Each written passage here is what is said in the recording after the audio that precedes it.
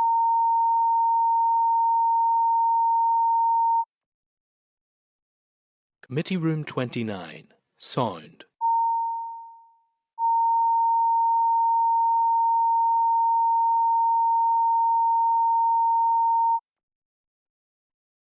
Committee Room 29, Sound.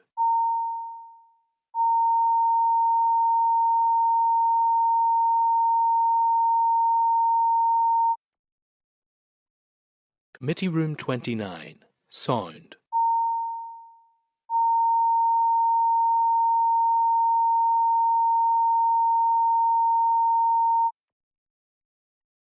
Committee Room 29, Sound.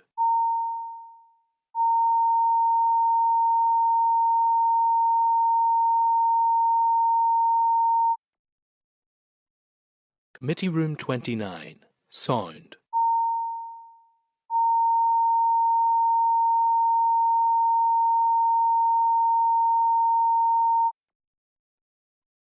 Committee Room 29, Sound.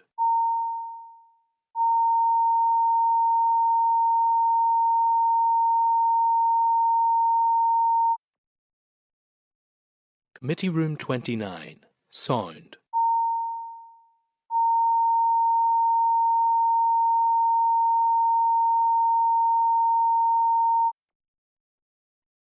Committee Room 29, Sound.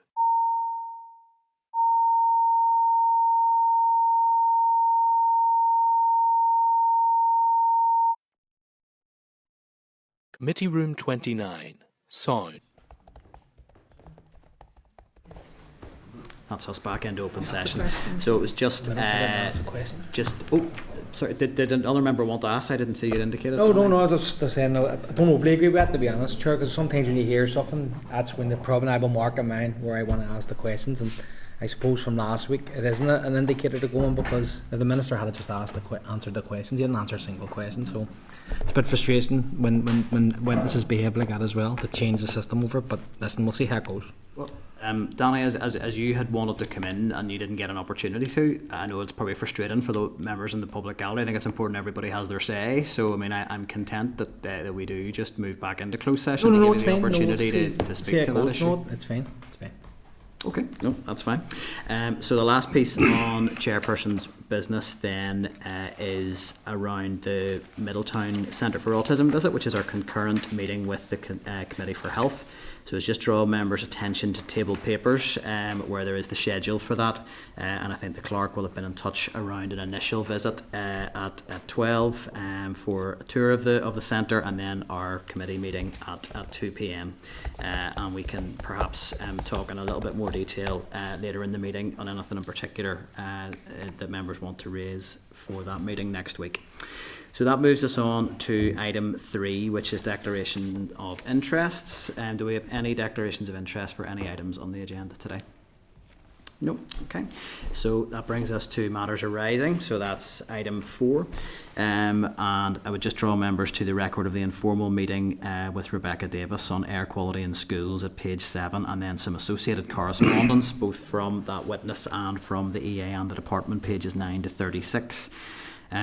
I thought that was a very helpful briefing, and I would like to suggest, unless members have other proposals they want to make, that it would be good. We have had a fair bit of sort of operational information through from the EA, but I would quite like to suggest we write to the department to really clarify, does the department have an air quality policy in school, just to inform further work and potential investment in any of the equipment or technology that was discussed, or would be agreed?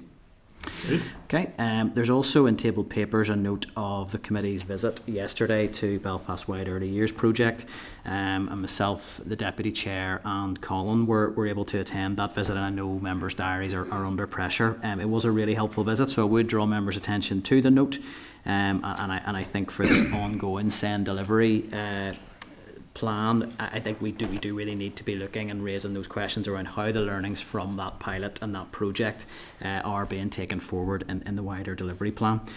There was one specific question that the project were keen for us to ask, and that was around the allocation of monies from the Pathway Fund.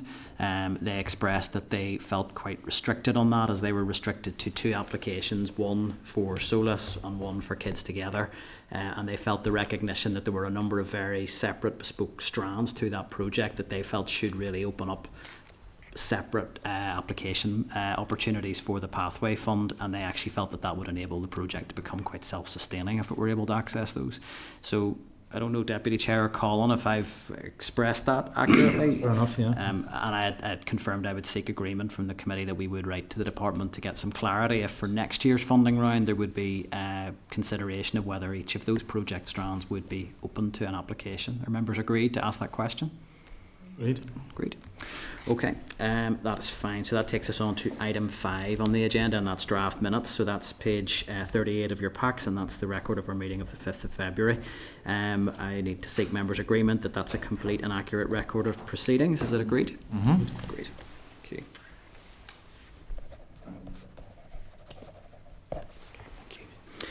Okay, so that takes us on to item 6, and it's an oral briefing from Empowered Parents, and I'll let you guys get settled, and apologies that you had to come in and out there for that short closed session of the committee. So you're very welcome. I'll let you get settled. I'll just quickly draw members' attention to a briefing note from the committee clerk at page 47 and the briefing paper from Empowered Parents at page 48. So joining us today, we have Aisling Crossan and Michael Carson.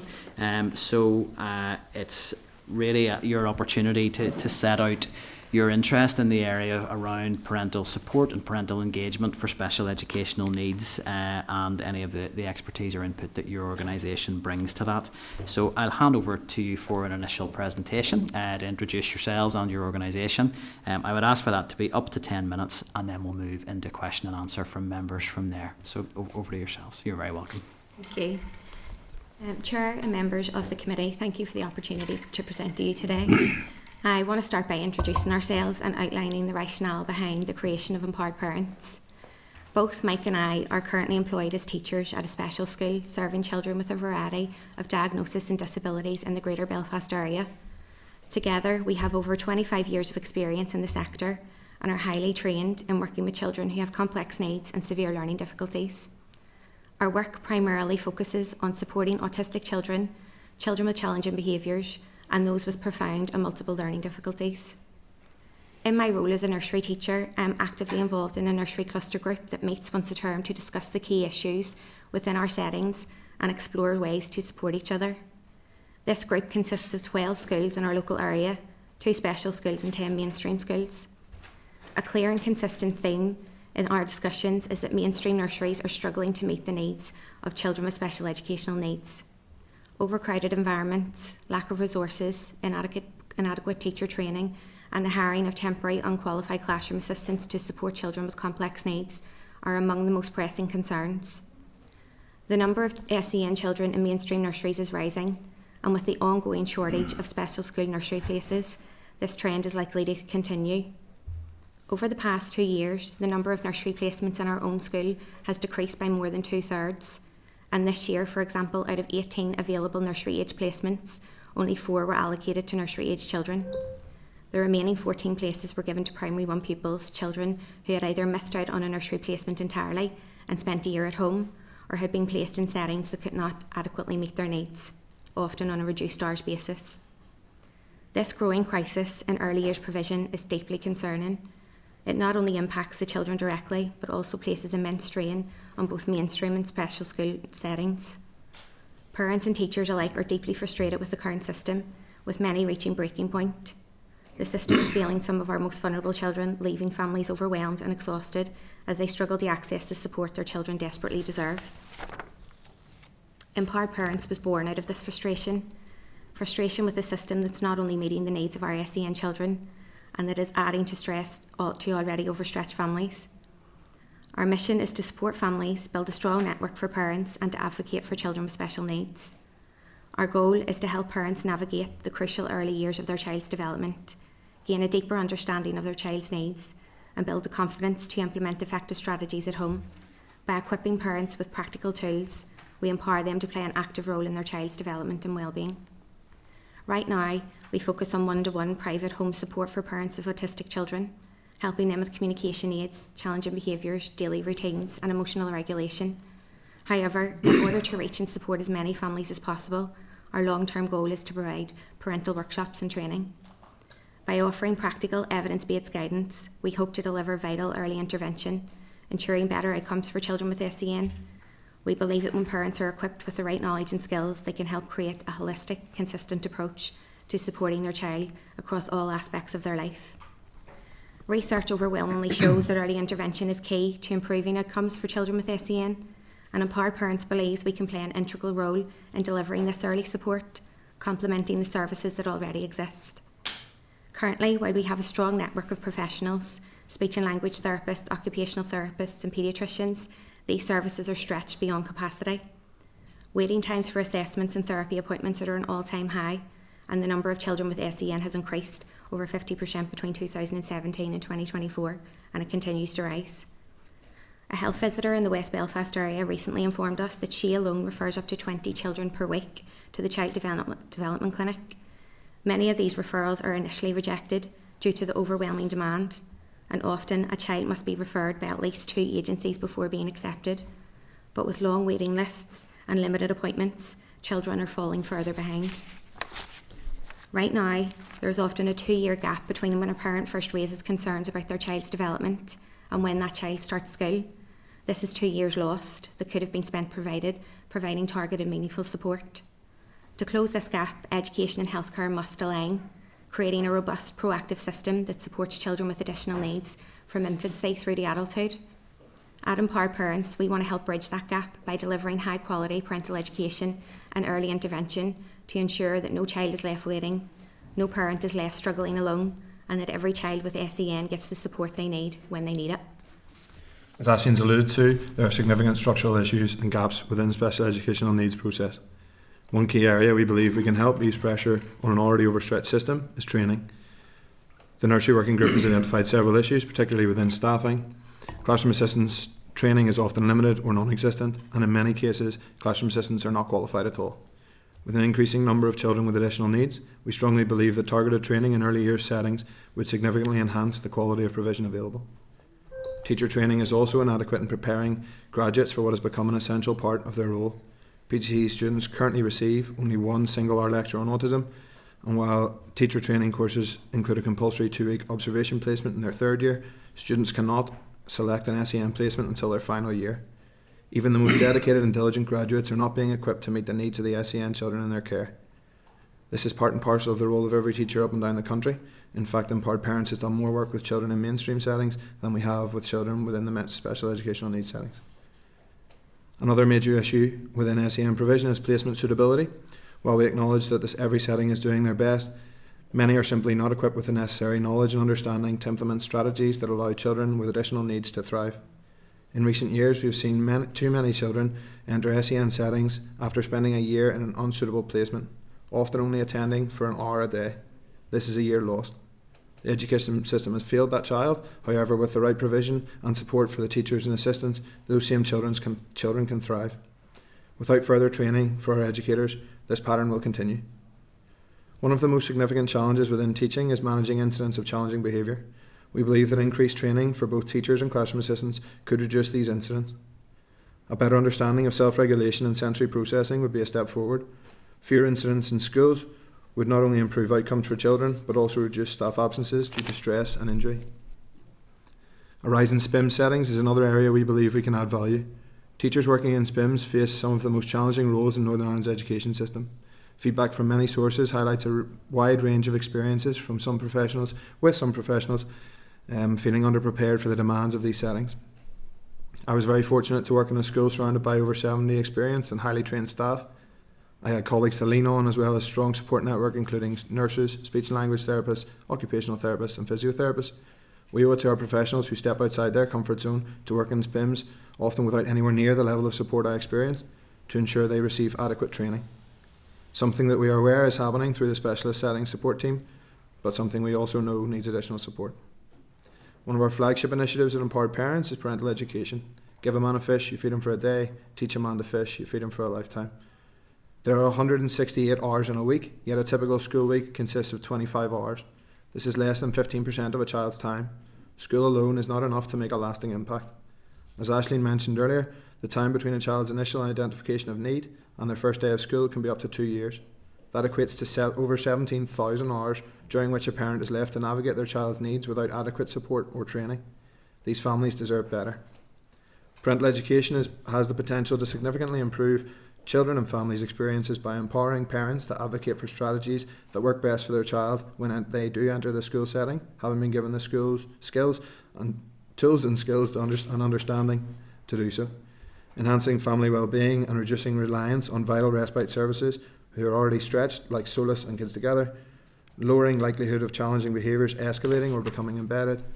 Reducing pressure on existing support networks such as CTS and social services. And most importantly, improving the overall quality of a family's life. We do not suggest for one moment that parental education should replace well-funded and robust early intervention systems. However, we strongly believe that we can ease family stress, reduce isolation, and lead to better outcomes for children. One of the main challenges we face is securing funding and reaching parents who need our services.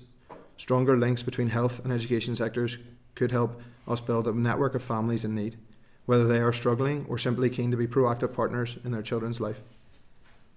Financial support would allow us to ensure access for all families, regardless of socio-economic background. This is an investment in our children's futures.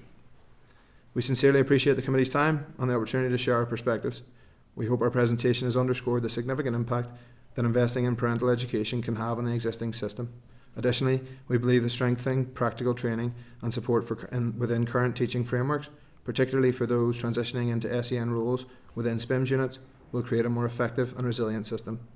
We welcome any questions and look forward to further discussions on how we can work together to achieve these goals. Thank you. Thank you both. It's setting out a lot of issues that the committee is very familiar with, and we had been quite clear we were interested in hearing really widely in the issues from SEN. So I think the issues around the support needed for parents, I think, is a really crucial part of that. So as a sort of starting question from me, I had a look in advance of this session at the department's SEN delivery plan, and I could only identify from going through that one very explicit reference, one clear reference to parental support as being an action.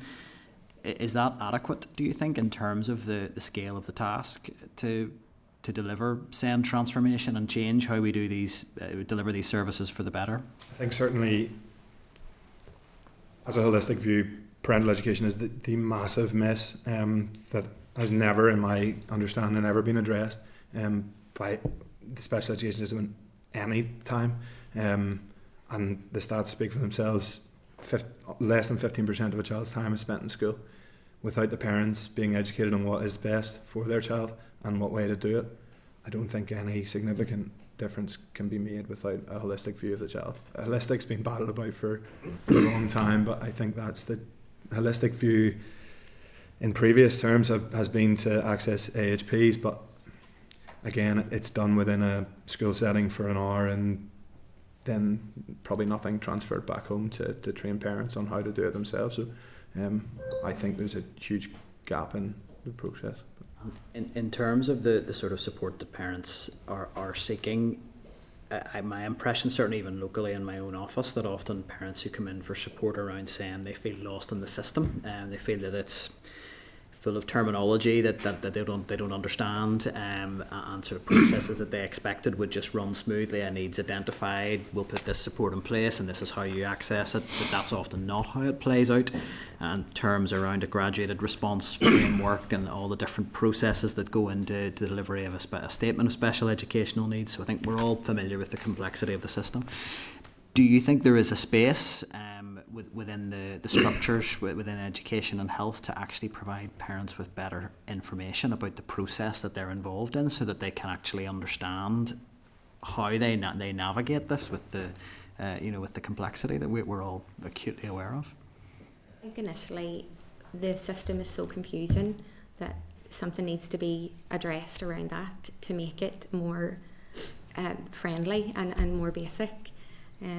we hear from a lot of parents about those when that child, for that first identification of needs, it can be such a lonely time for parents. It's very isolating for them, and there's no real support network there.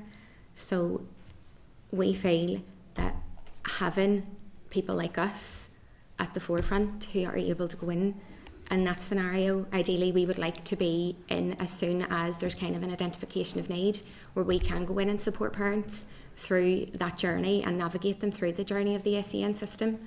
I have a niece who's going through the system at the minute, early stages, and my sister has said to me on numerous occasions, if it wasn't for our support, she wouldn't have anyone.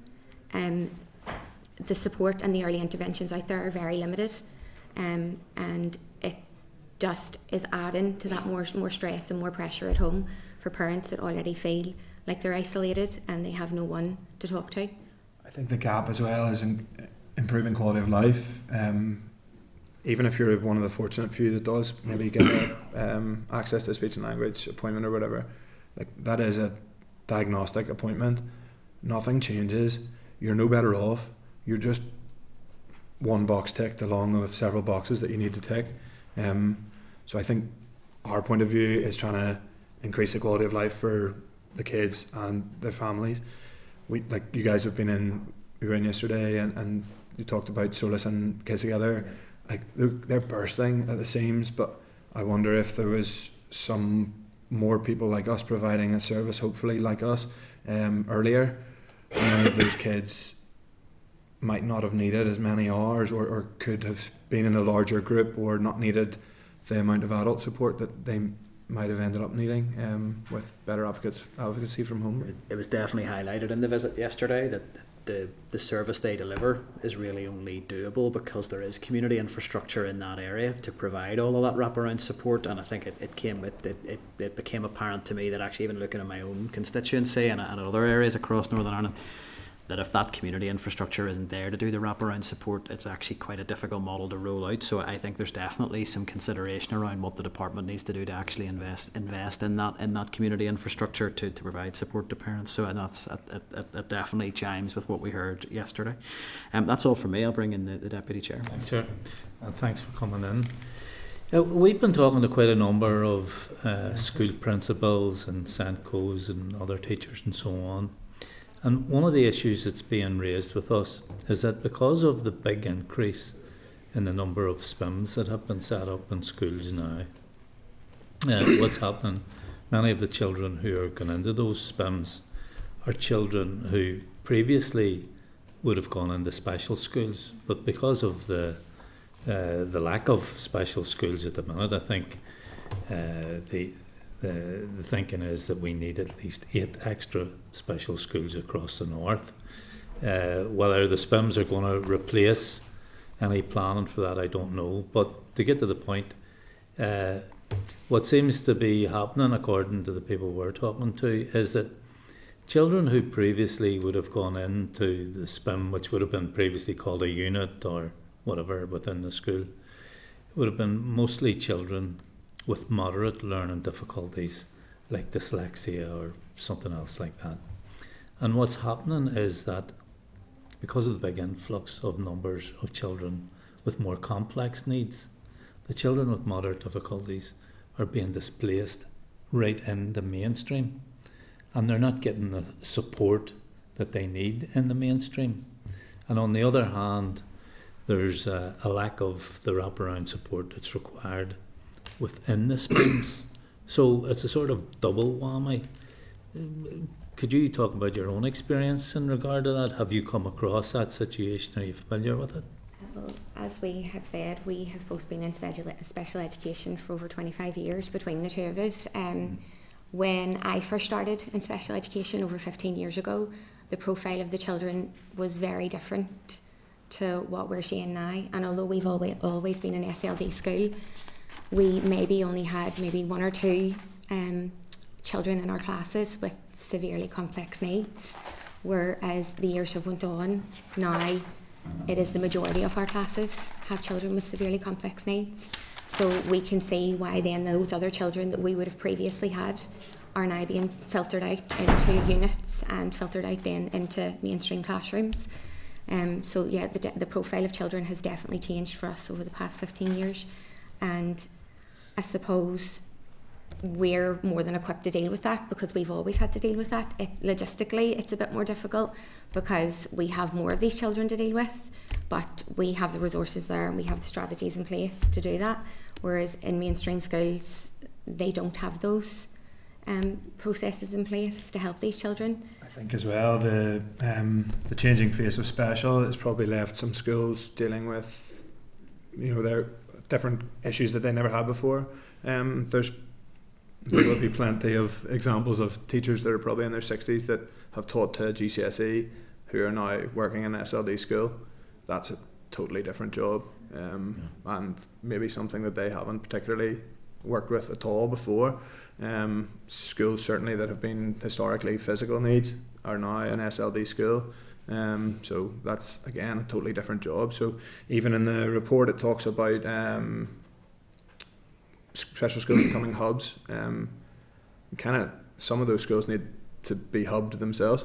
They'll need the support from the historically SLD schools that are experienced in that, in order to sort of bring them to a place where they're as educated as they should be on the training. I don't think it's been comprehensive in those schools that have changed demographic, and some of those demographics are gigantic. I know Park, they have their first class this year where the kids have needed a off-site or off-room bathroom, the first set of kids that hadn't been toilet trained, and that's probably just the start of their SLD journey, and I think that again will be, they've been teachers that are a GCSE or a history teacher, a geography teacher or whatever, that school will look drastically different in a number of years, I think, and they themselves will need quite a lot of training to support.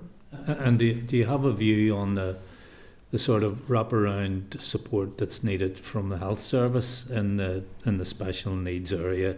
You know, the likes of speech and language therapists, behavioural therapists, occupational therapists, and others, and so on. We ourselves have even noticed that, like, Very limited. Our service, the amount of contact time that we are getting offered has dropped. We know there's this school in County Down, 40 pupils in it, and they have one SLT for 1 day a week, and this is an SLD school, and they have one speech and language service 1 day a week. There's 40 kids in it. There's 39 weeks in a school year. Yeah. It's not a lot of contact time for each child. That's maybe one day they will get a year through a calendar year. That's run out of time here on this. I mean, yeah, but we've got a concurrent meeting with the health committee next week, so I think those issues are things that the members will be very keen to raise around just that gap on support from the health side and how we navigate that. Thank you, David. You'd indicated next. Thanks very much, Chair. Actually, happy for you to continue in terms of Pat's questions. One of my questions I had down was for you what it's something the committee has engaged with and why we're having the concurrent meeting. But in terms of that engagement between healthcare, or health and education, what are those key areas for you that you prioritise in terms of them needing to address and have that cooperation? So I guess it follows on. You can continue from Pat's question in that sense. Early intervention, probably. Early intervention, and even for us in our day-to-day jobs, it is having more people on the ground. As Mike said, we have noticed a decrease in our contact time over the past number of years, and I'm in nursery at the minute, and my children in my nursery class have not yet been seen by a speech and language therapist. So they tell parents that that first term is that initial assessment. The children were only assessed there a few weeks ago, and then the intervention will begin after half term here. But again, that intervention can be limited to group activities. It's not always children being taken on a one-to-one basis.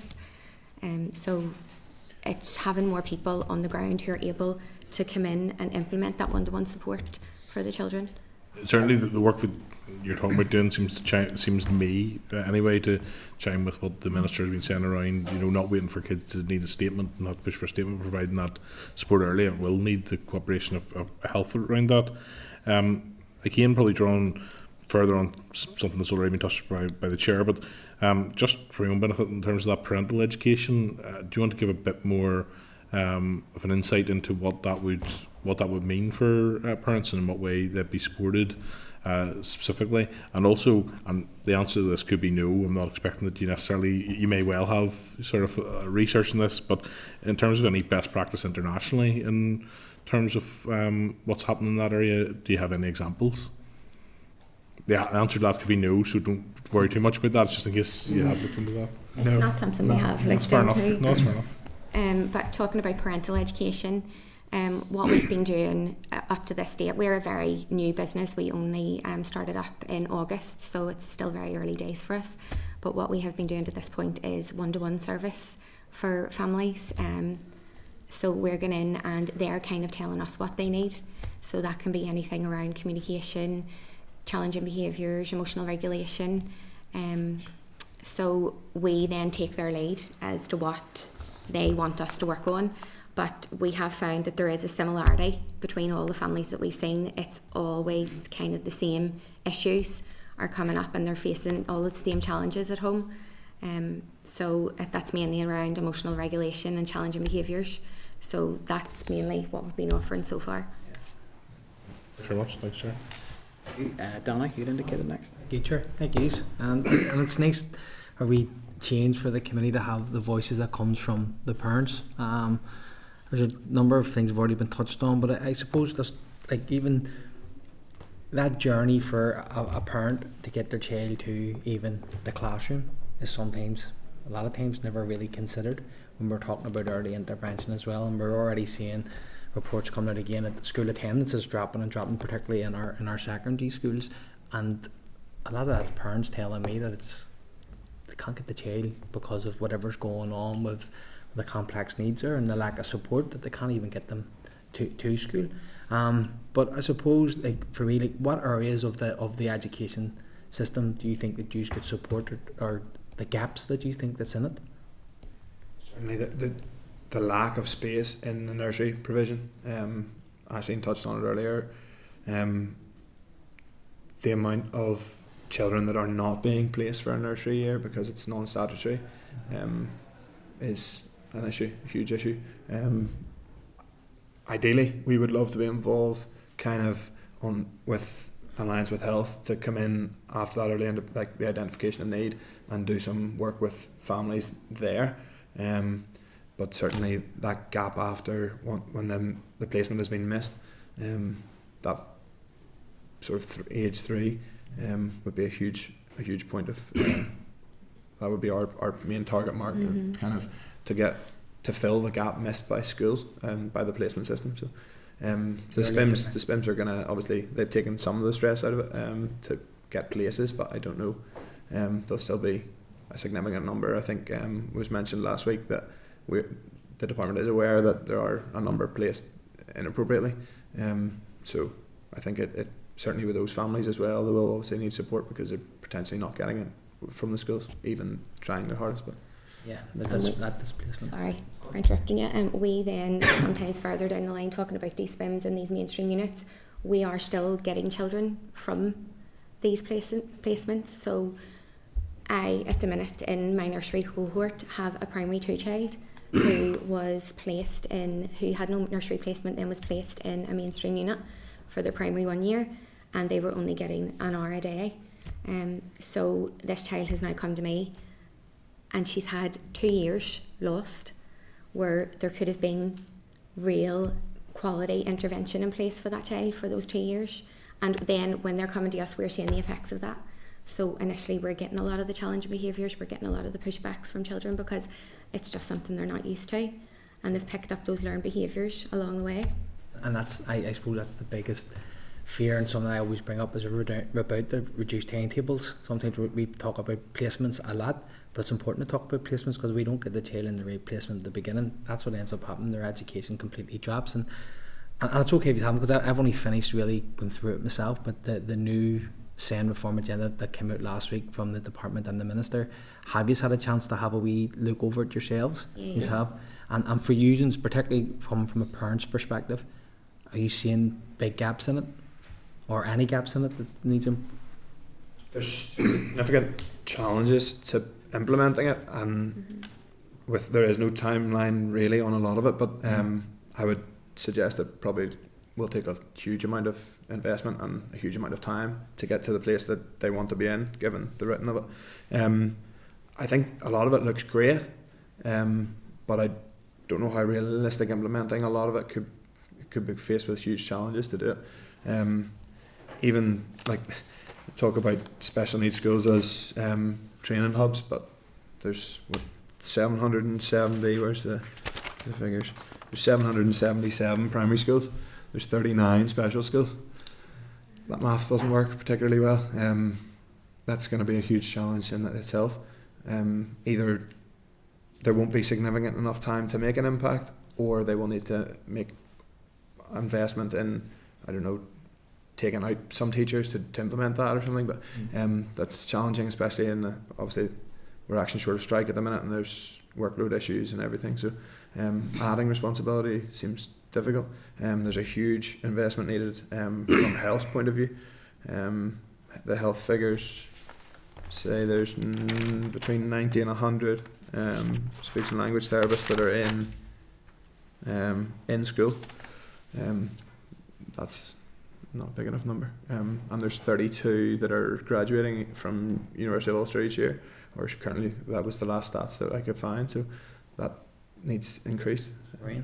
And so just last question then, it was the funding was available, because you're saying that the funding was caught in your presentation was available to us. How many families could you support? I don't know how I get left with the numbers. Just statistics guy. Yeah. So we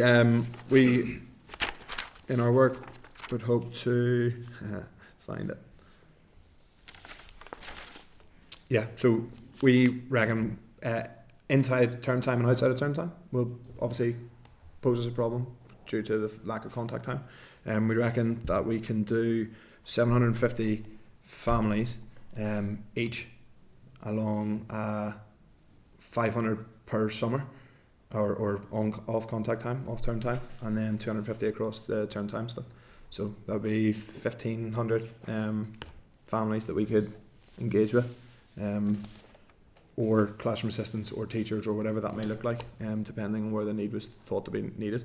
And that's over 166 full SLD classes worth of families. So I think although there's only the two of us, there could still, we could help ease some of the stress along the system. Danny, Michelle, you were next. Thank you, Chair, and thank you both for coming in today. It was really really helpful. I have some questions. I wonder if you could clarify something that you said at the start, just so I'm clear what you meant. You mentioned having something like 18 places for nursery, and that only 4 of those were filled for SEND children, is that right? No, all of the places have been allocated to children with SEN, Right. but there are only 4 nursery aged placements have been allocated to nursery aged children. Right. So the rest of the children in my cohort are either primary 1s or 1 primary 2 who have either been not had a nursery placement or have been misplaced Right. in either a mainstream school or a mainstream unit. Okay. Yeah, that's obviously not ideal, and you talked about that later, the impact of that. We've talked about early intervention, and we talk about early intervention all the time, and the interactions with the health service. So I'm just wondering, particularly around health visitors, what is your impression or your experience of those kind of interactions with families to get those early interventions to spot the kids who might need additional support? Coming from personal experience of having a niece who's going through the system, it was me who pointed out to my sister that there could be a developmental delay there, and that maybe she should contact a health visitor. Mm-hmm. And that was around when she was around 18 months old. Not everyone has a me in their family who's able to point those things out, and sometimes that can take a while longer for those it needs to be apparent.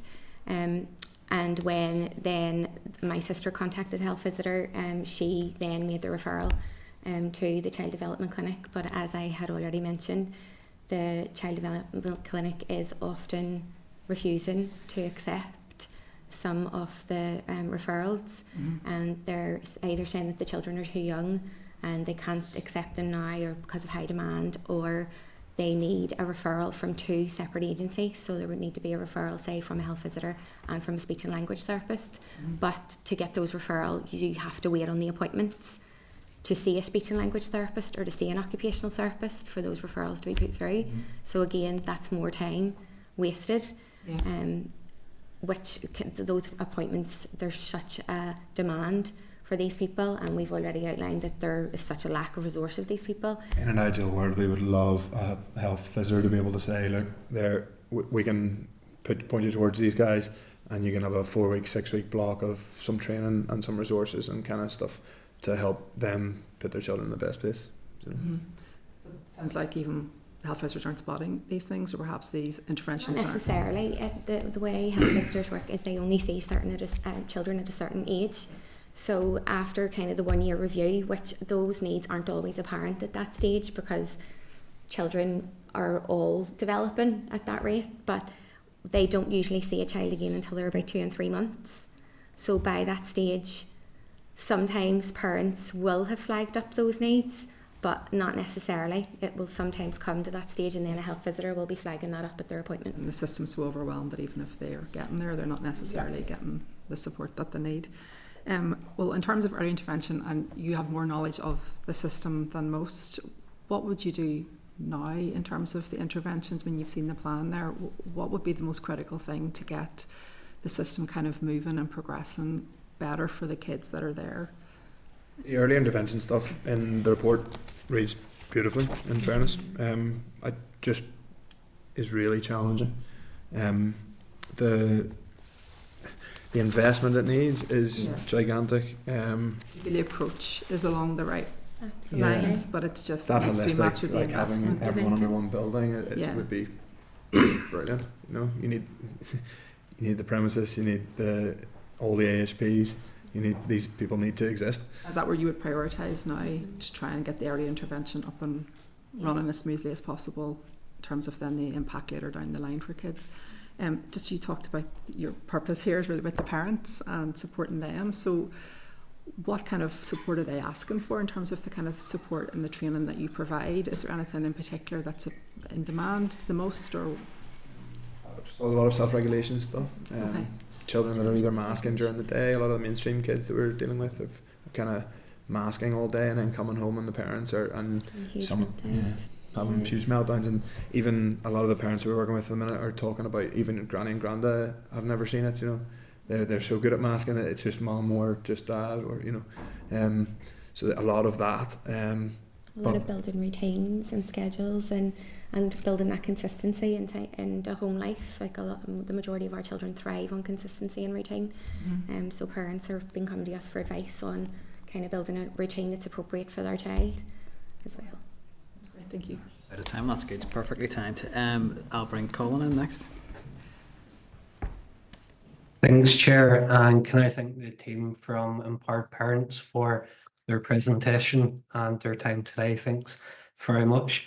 Chair, just one question really on, as a follow-up from yourself and Danny on the SEN reform agenda and the 5-year delivery.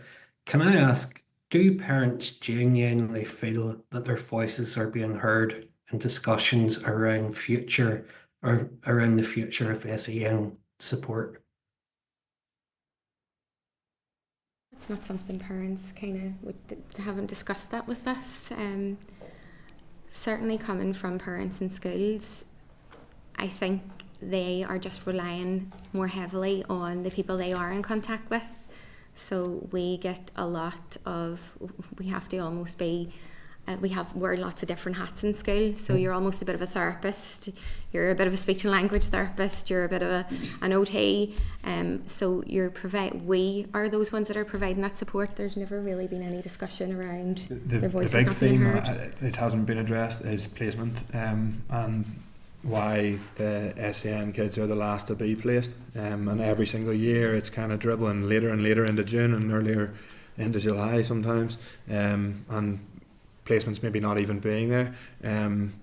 I think that it seems to be the recurring theme from parents, and the fact that it's still an ongoing problem, I would suggest they probably don't feel like they're being overly listened to or listened to, and it hasn't been able to be actioned because they don't have the places potentially. But yeah, I would say that's probably the biggest recurring theme that we hear from parents in terms of this reform. That's great, thank you. And then just one last one, and it's to do with your work with parents. Do you find that there's any specific barriers that are preventing parents from engaging in parental education? Apparently, they will have to fund that. So the idea of coming to you guys is the hope that we can try and create some funding for us to make it more accessible for everyone. And yeah, we to be able to be someone to know that we're there. We're relying on a questionable social media presence to try and get out there. So it's to be able to access the families, which is where health would be invaluable to us. If health visitors or the like, to be able to sort of acknowledge that there is somewhere that you could go to access some sort of support would be brilliant. But I'd say that's probably a huge barrier. No, that's great. Thanks, Chair. You, Colin, Kathy, you'd indicated next. Thanks, Chair. Thanks very much for coming in today. I want to just follow up on something that the Chair had mentioned, and we talked about the SEND system being so complicated and you guys helping parents to navigate that. What is your assessment of the actual communication at the minute between the EA and the parents of children with SEND, their link officer? From what the experience I have with parents discussing link officers, they can be quite hard to get in contact with. I don't know the figures around how many children is allocated to one link officer, but I can imagine it's quite a lot. So I'd say that is probably a major issue. Again, going back to my personal experience with my niece, they have been allocated a link officer. They haven't heard any word yet. My sister has phoned a few times to get in contact with her, but there's been no response. And she just keeps being told they'll be in contact whenever there's an update. That clearly leads to a lot of anxiety then for parents then off the back of that. I know we have them coming into our office as well, and that's basically what you're spending your time doing is chasing. Seems to be a huge workload on those link officers. Again, something that you mentioned there, I think you hit the nail on the head when you said about why these or the issue with parents is, or why these children are being placed last. Do you think that there is a case, and do you think it would make any changes if these children, if there was a true SEND first approach adopted by the Minister? I would love someone to explain to me why they're placed last. It's probably you don't see any rationale. Yeah. And someone to explain that. I don't have an answer, but I would love someone to explain why it's done this way. And do you see anywhere in the action plan or the report that's there where that's going to change? Not that I could see. Okay, thanks, Chair. Kathy, yeah, we're not clear yet on the direction of travel around supernumerary and whether there is a clear policy change on that, but I think when we have the department in, that might be one to explore in more detail. Peter, you'd indicated next. Thanks, Chair, and thanks Ashley and Michael for coming in. It's been really interesting and informative. I'm going to ask you a very general question. I mean, what we're seeing is a significant rise in kids presenting 0 to 4 with what you guys called at one way through their complex needs, so whether that's ADHD or autism or social or behavioural needs. And that's, I suppose to a degree, it's been going on for a while, but it does seem to be getting more, the numbers are rising, and certainly the data would support that. I mean, do you guys have any theories as to why we're seeing this constant increase in numbers of kids presenting with these complex needs? I think there are Asking the wrong people. Asking the wrong people. It's just, that's something that I think, I mean, I'm not sure anyone really knows, but just because you're working inside the system, I thought I'd ask that anyway. Some people would say that we're, dealing with the aftermath of COVID as well, and that's had an impact certainly on some of the social and behavioural requirements. Michael, on the just on the SEND reform agenda piece, I thought that was really interesting that you felt that the document that we were discussing, certainly was launched last week, in terms of that holistic approach is really, really important. I think the number, I didn't look it up there, but I'm pretty sure the number for that is £570 million. And again, you're right to pick on that number up, because I think the actual document and the Minister's priorities in terms of, you know, this notion of Said First is really, really crucial. But it's whether or not he can achieve that level of funding from the executive, because that level of funding is not something that's, you know, in the Minister's budget. The way that all works is he has to, you know, go to the Minister of Finance and say, can I have more money, really, and try and achieve it that way. But I really hope that works. I mean, in terms of next steps for you guys, I mean, what's going to happen next? I mean, obviously you've been before the committee and you've made a presentation. Is the work you're doing, I assume it's commercial, but is it ongoing? Do you just manage that with the rest of your lives? Yeah. Okay. Yeah, so we're kind of obviously sea-linked by the fact there's only 2 of us currently, but with access to funding we could probably broaden that and then offer the product to more families and at a much easier cost, obviously. The next step will be to continue working hard to try and we're asking a lot of a family to go through a social media page and invite us into their house, to be promoted by Health Visitor or the EA or anything like that would be gigantic in terms of the reach that we could access. You know, you are asking a lot of a family that are, you know, in need to go off of social media and invite you into their house now, and we hope that through word of mouth we can just kind of get bigger and bigger, but it's a slow enough process sometimes. Well, thank you, Chair. Thank you, Peter. And Cara, you had indicated last time. Thank you, Chair. Hopefully you can all hear me okay. Folks, thank you so much for being here. As Danny had mentioned, like for us, I think it's so important to hear directly from parents and to hear their perspectives and inform us about how we can best support children with special educational needs. I just have 2 questions. I know today we have a briefing about attendance of schools, and I had a really good event last week where I spoke with parents and young people who are engaging in anxiety-based avoidance. And some of the young people on that call said lack of access to autism and ADHD assessments was making them really reluctant to go to school, and that they didn't feel if they had autism or were diagnosed with ADHD that the school was meeting their needs to support them. So that's just my first question is, what do you think we can do more of in our classroom to support those children, I suppose, waiting for an assessment? I guess if it's been identified for the need, I don't think the actual assessment changes anything, but it will change depending on the teacher's ability to understand and know and be trained in what to do. So actually what is getting done shouldn't change, because the need of the child is the need of the child without that piece of paper or with that piece of paper. But it's whether the teacher has had access to training and has the knowledge to implement strategies that will allow that child to thrive in that setting. Again, it'll be dependent on the need of the child, whether a busy class full of 30 is appropriate anyway. But certainly without the knowledge, the teacher will try her best or his best, obviously, but they need to have the access to the training to do that. That's exactly what we were hearing from parents, is that they have the same frustration just because their child doesn't have the assessment yet, but maybe all the sort of markers are there to have a diagnosis, and they're just waiting for that piece of paper. And it can be so frustrating for them.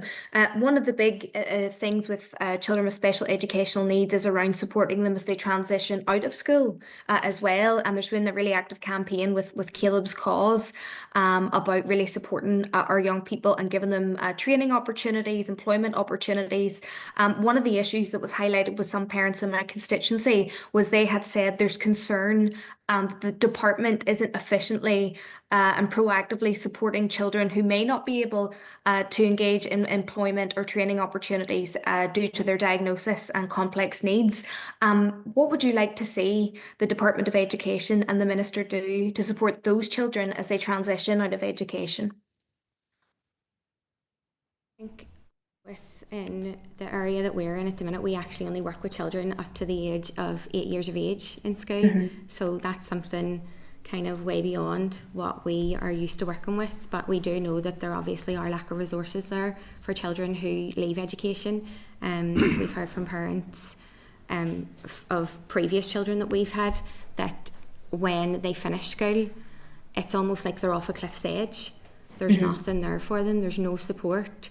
I only know of one. I know that there's support centres out there and day centres that support children or adults with learning difficulties.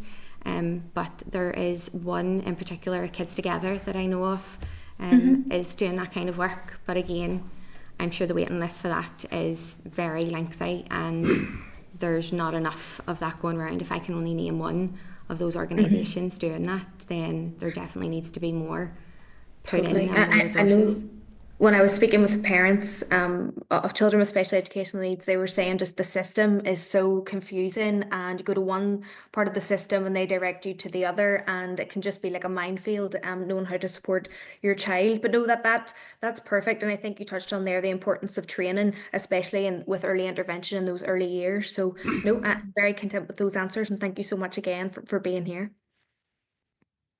Thank you, Cara, and look, thank both of you for your time today and for coming to brief committee. It's been really helpful, and look, our focus will continue to be on these issues around special educational needs. So your input today was really helpful. Thank you again.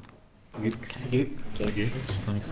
So just while the witnesses make their way out, we'll just close off any actions arising from that.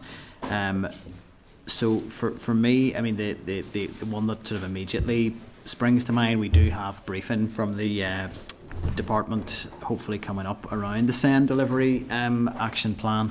But I think in advance of that, it would be worth writing to the department to get a sense of really getting a bit more detail on their plans around how to support parents through this whole process, through to that identification of need, navigating the system, supporting them to help meet their child's needs, in and out of school. So that would be my sense of an action. I don't think, we can particularly lobby for one particular company, but the wider departmental strategy around parental engagement is something I think we should be getting more information on. Dana, you'd wanted to come in? Yeah, completely agree with you. And if we could add more to that, Alison, like they said it, that the SEND first placements, and it's just it was Richard Pengelly when he was in that team. He sort of at the end of it saying like we need to get away from placements. Thing. It struck a wee nerve of me and just worried me a wee bit. And then the SEND reform agenda, if you go through it, there is a wee mention of SEND first approach in an operational way. But what does that actually mean? Are they going to get placed at the same time or before? If they could give the committee a bit of clarity on that before they come in, I think that would be great. I think that would be really helpful, and I think that phrase "SEND first," I have a slight concern it could start to become quite blurry as to what it means, and does it actually mean ending the practice of treating children with SEND as supernumerary, or does it mean something else in the system? So I'm certainly content if members are to add that to the correspondence. Anything else to add at this stage, or are we content to move on? No. Okay, so that takes us on then to item 7 on our agenda. So we'd hope to have a joint briefing from the department and EA on this, but I think we are going to receive 2 separate briefings. Was the preference from the department on this, and that it is really around, both the briefings will be around the issues of attendance and then operationally from the EA's side on educational welfare service. So there should be, just to refer members to the relevant pages, at page 52 in your packs there's a briefing from the committee clerk and also a briefing from the department directly in your tabled papers. So just get a note here. So the first briefing, I'll just let everybody get settled, is from the department, and that is around the departmental policy and approach to addressing issues around attendance. So here today, and again, if I get any job titles wrong, please do correct me. We have Claire McClelland, who is the Director of Raising Aspirations and Supporting Learning at the Department of Education. We have Michael Leonard, who's the Head of Additional Educational Needs Team at the department, and we have have Dougie Cousin, who is the head of Additional Educational Needs team also at the department. So we'll really hand over to you at this stage. It's for any initial presentation, anything at all you want to add to that written briefing that you provided committee with. If I could ask for that be up to 10 minutes, and then we'll move into question and answer from there. So you're very welcome. I'll hand over to you. Thank you, Chair, for the opportunity to brief the committee today on attendance. I think the importance of attending school regularly should not be underestimated. I have already provided the committee with some statistics in the written briefing that show that 91% of pupils with attendance of 95% or above achieved the key benchmark of 5 GCSEs A star to C, including English and Maths. That reduces to 54% of pupils with 90% attendance and 31% of pupils with 80% attendance. This shows a clear link between attendance and achievement. The department has been clear that regular pupil attendance at school is an ongoing challenge, which was significantly impacted by the COVID-19 pandemic.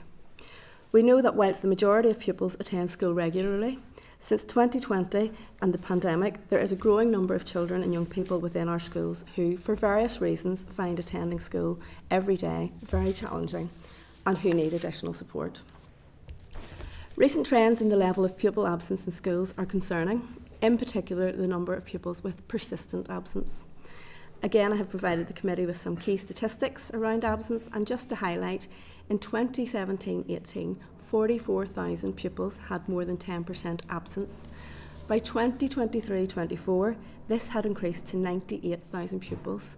That's a 123% increase. Just to put that figure into context, 10% absence or 90% attendance equates to 19 days off school. 80% attendance equates to 38 days missed. The most recent statistics on attendance at Grandaida Primary and Post-Primary and Special Schools in Northern Ireland for 2023-24 was published at the end of January. The overall attendance rate for primary, post-primary and special schools in 23-24 academic year was 91.7% of the total half days, and that's an increase of 1.3 percentage points from 21-22.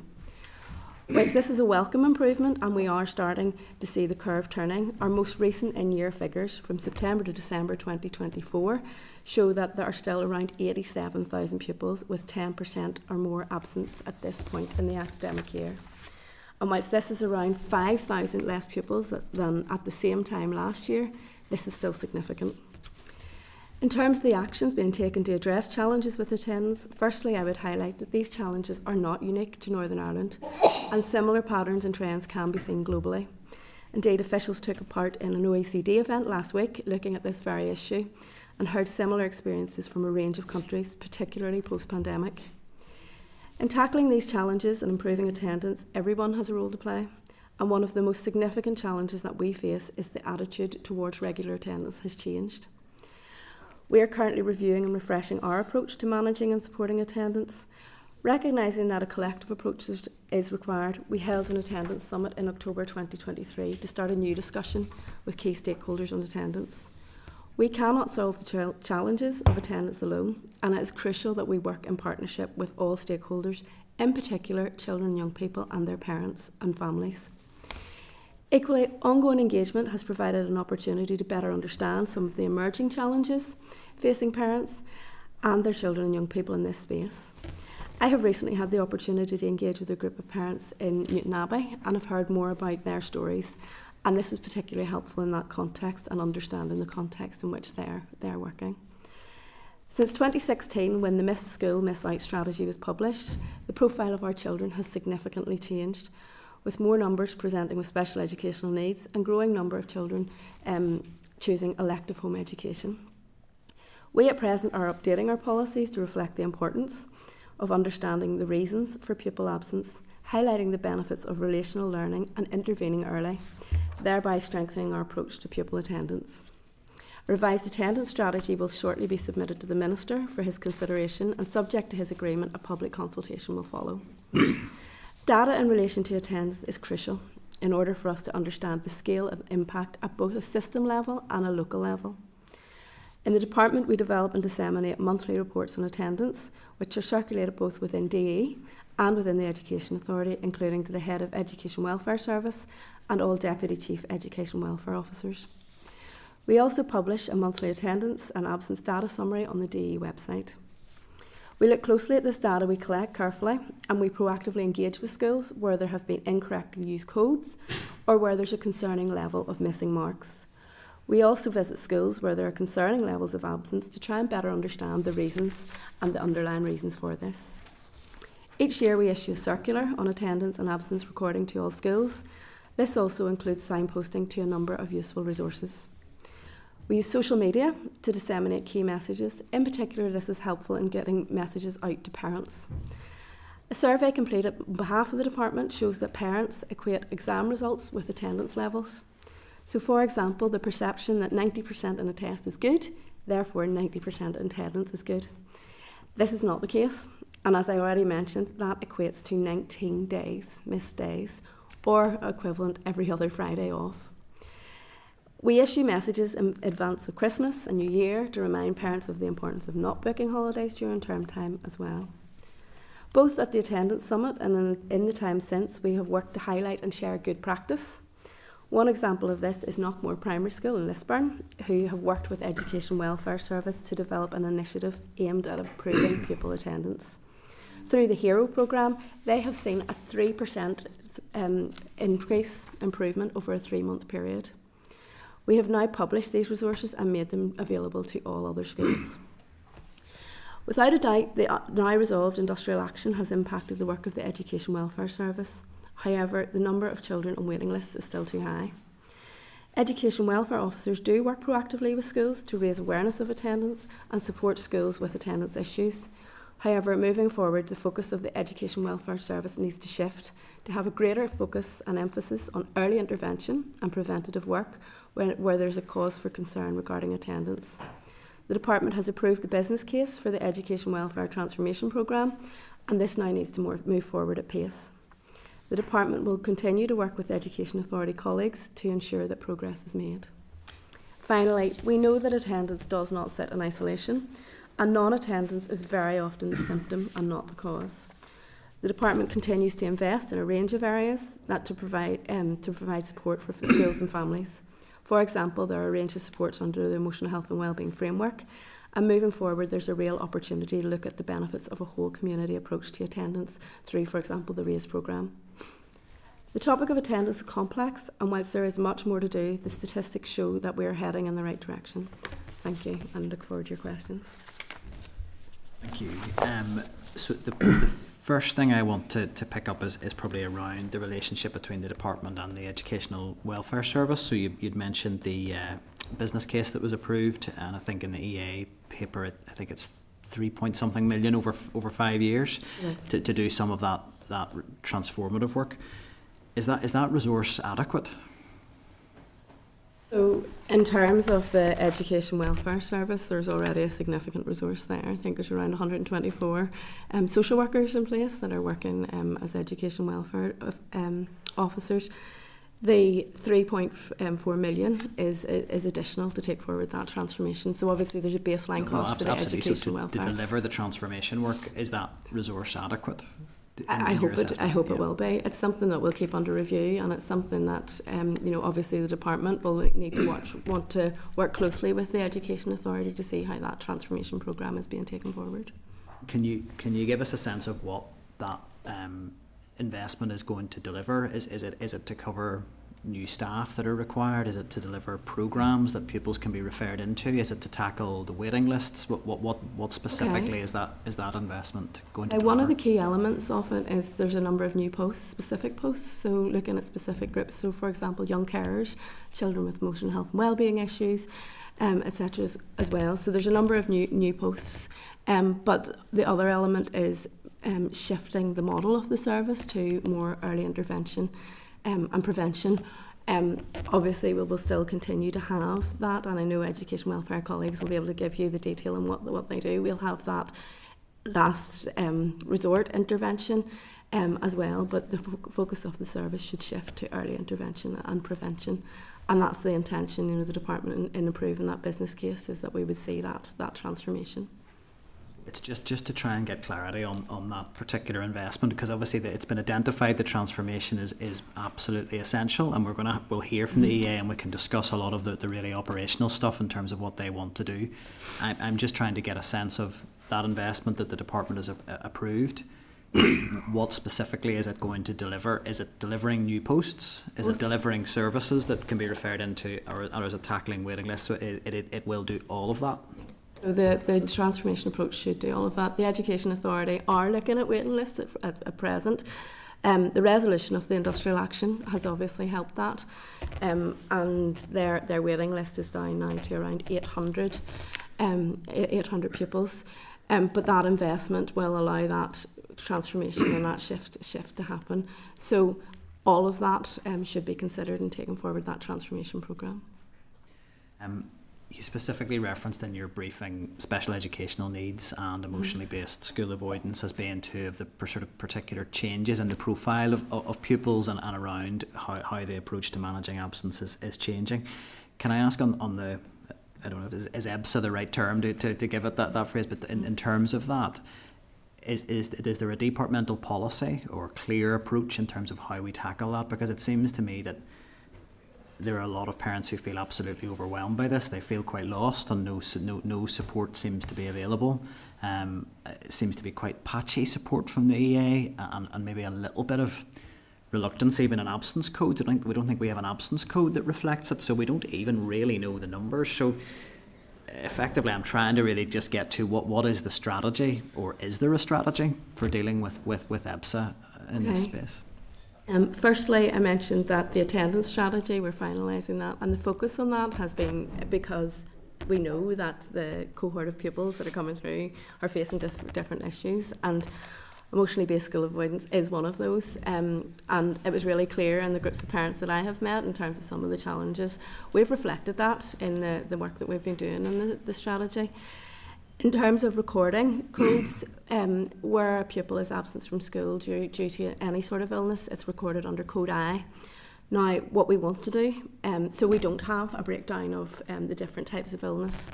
What we want to do, and we're currently working on with C2K colleagues, is implementing a new code. And the Education Authority are bringing a new system in, hopefully from September 2025. Hopefully that will allow us then to get a breakdown of how many pupils are absent for various reasons within that illness. And one of the areas in particular is that emotional based school avoidance as well. So there's work ongoing in that space, and we recognise it's a really complex area.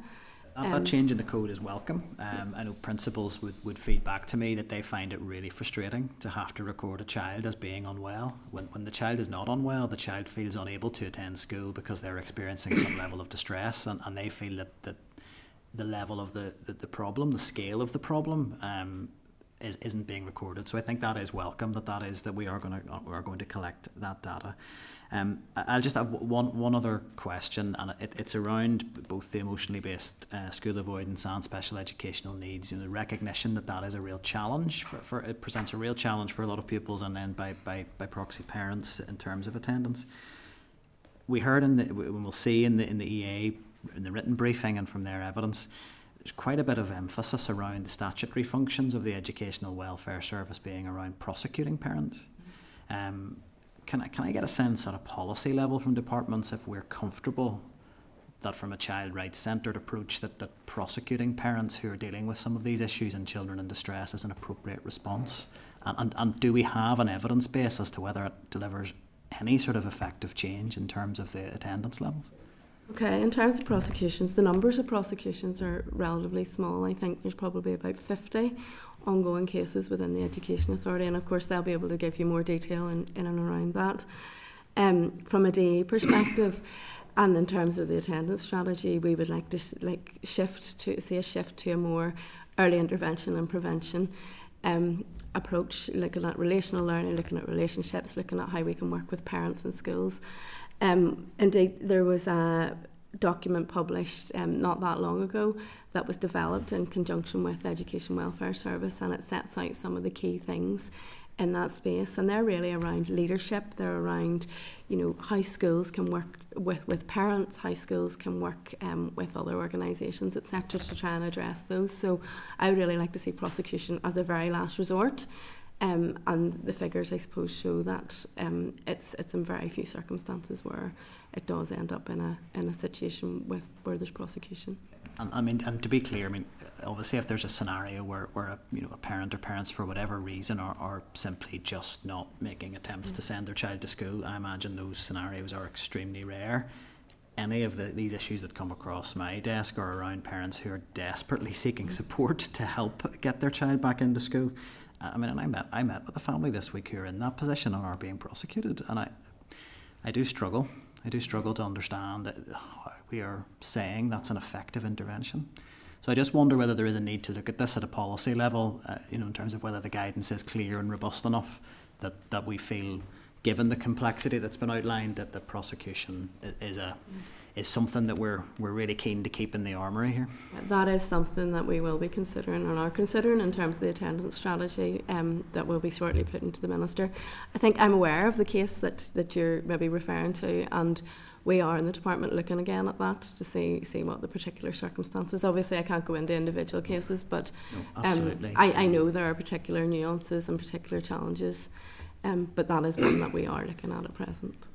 Well, certainly, I mean, I wouldn't want to discuss an individual case in this forum, but I think it's certainly something I would want to see at policy level, that to get a reassurance that there is an appetite to really look at what's the evidence in terms of good practice, of the effectiveness of prosecutions, and I think around whether or not, when we're dealing with a child and a family in distress, that a prosecution is an effective intervention or an appropriate one. But could maybe pick some of that up with the EA. I'll certainly be feeding back on the absence codes to that group of principals who raised that with me, because I think that will be very welcome on the data front. Deputy Chair, I'll bring you in. Thank you.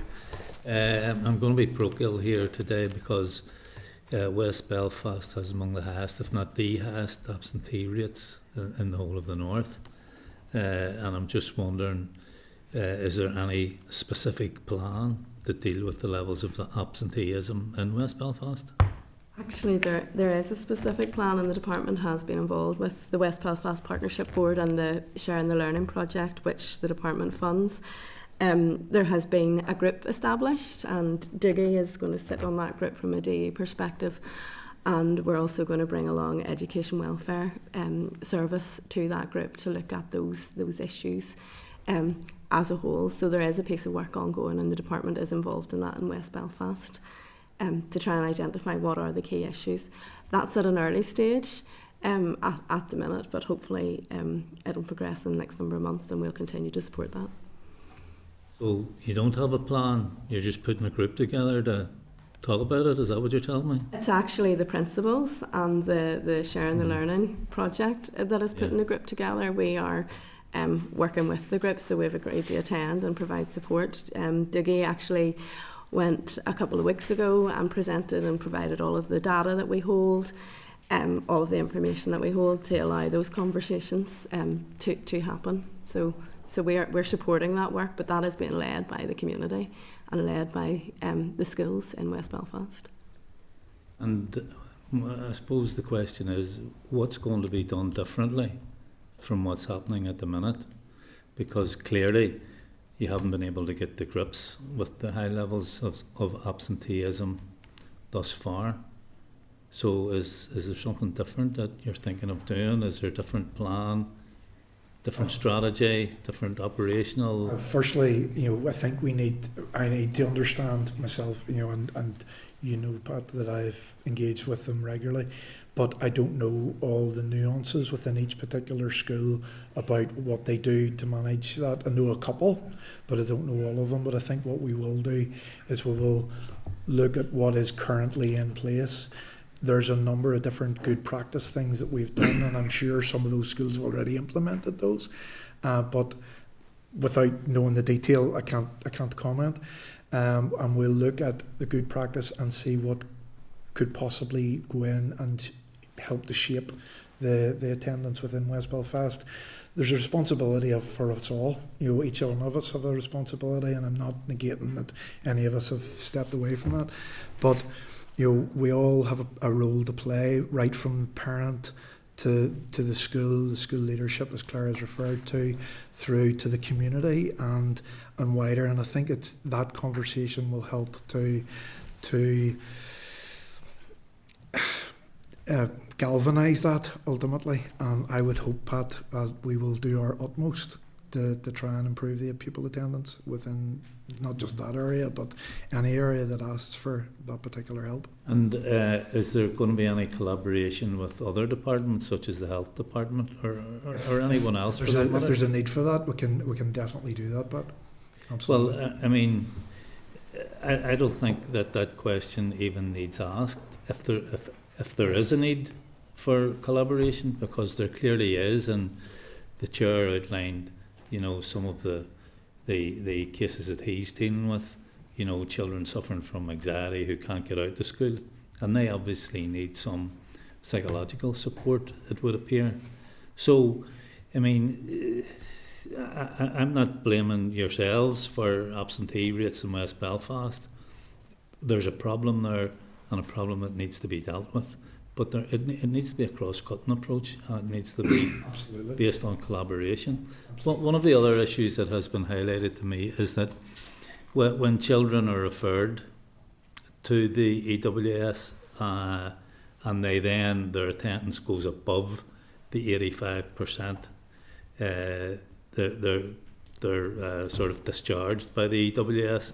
But then if their attendance falls again below that 85% threshold, school leaders have to go again through the whole process of re-referral, which is quite onerous.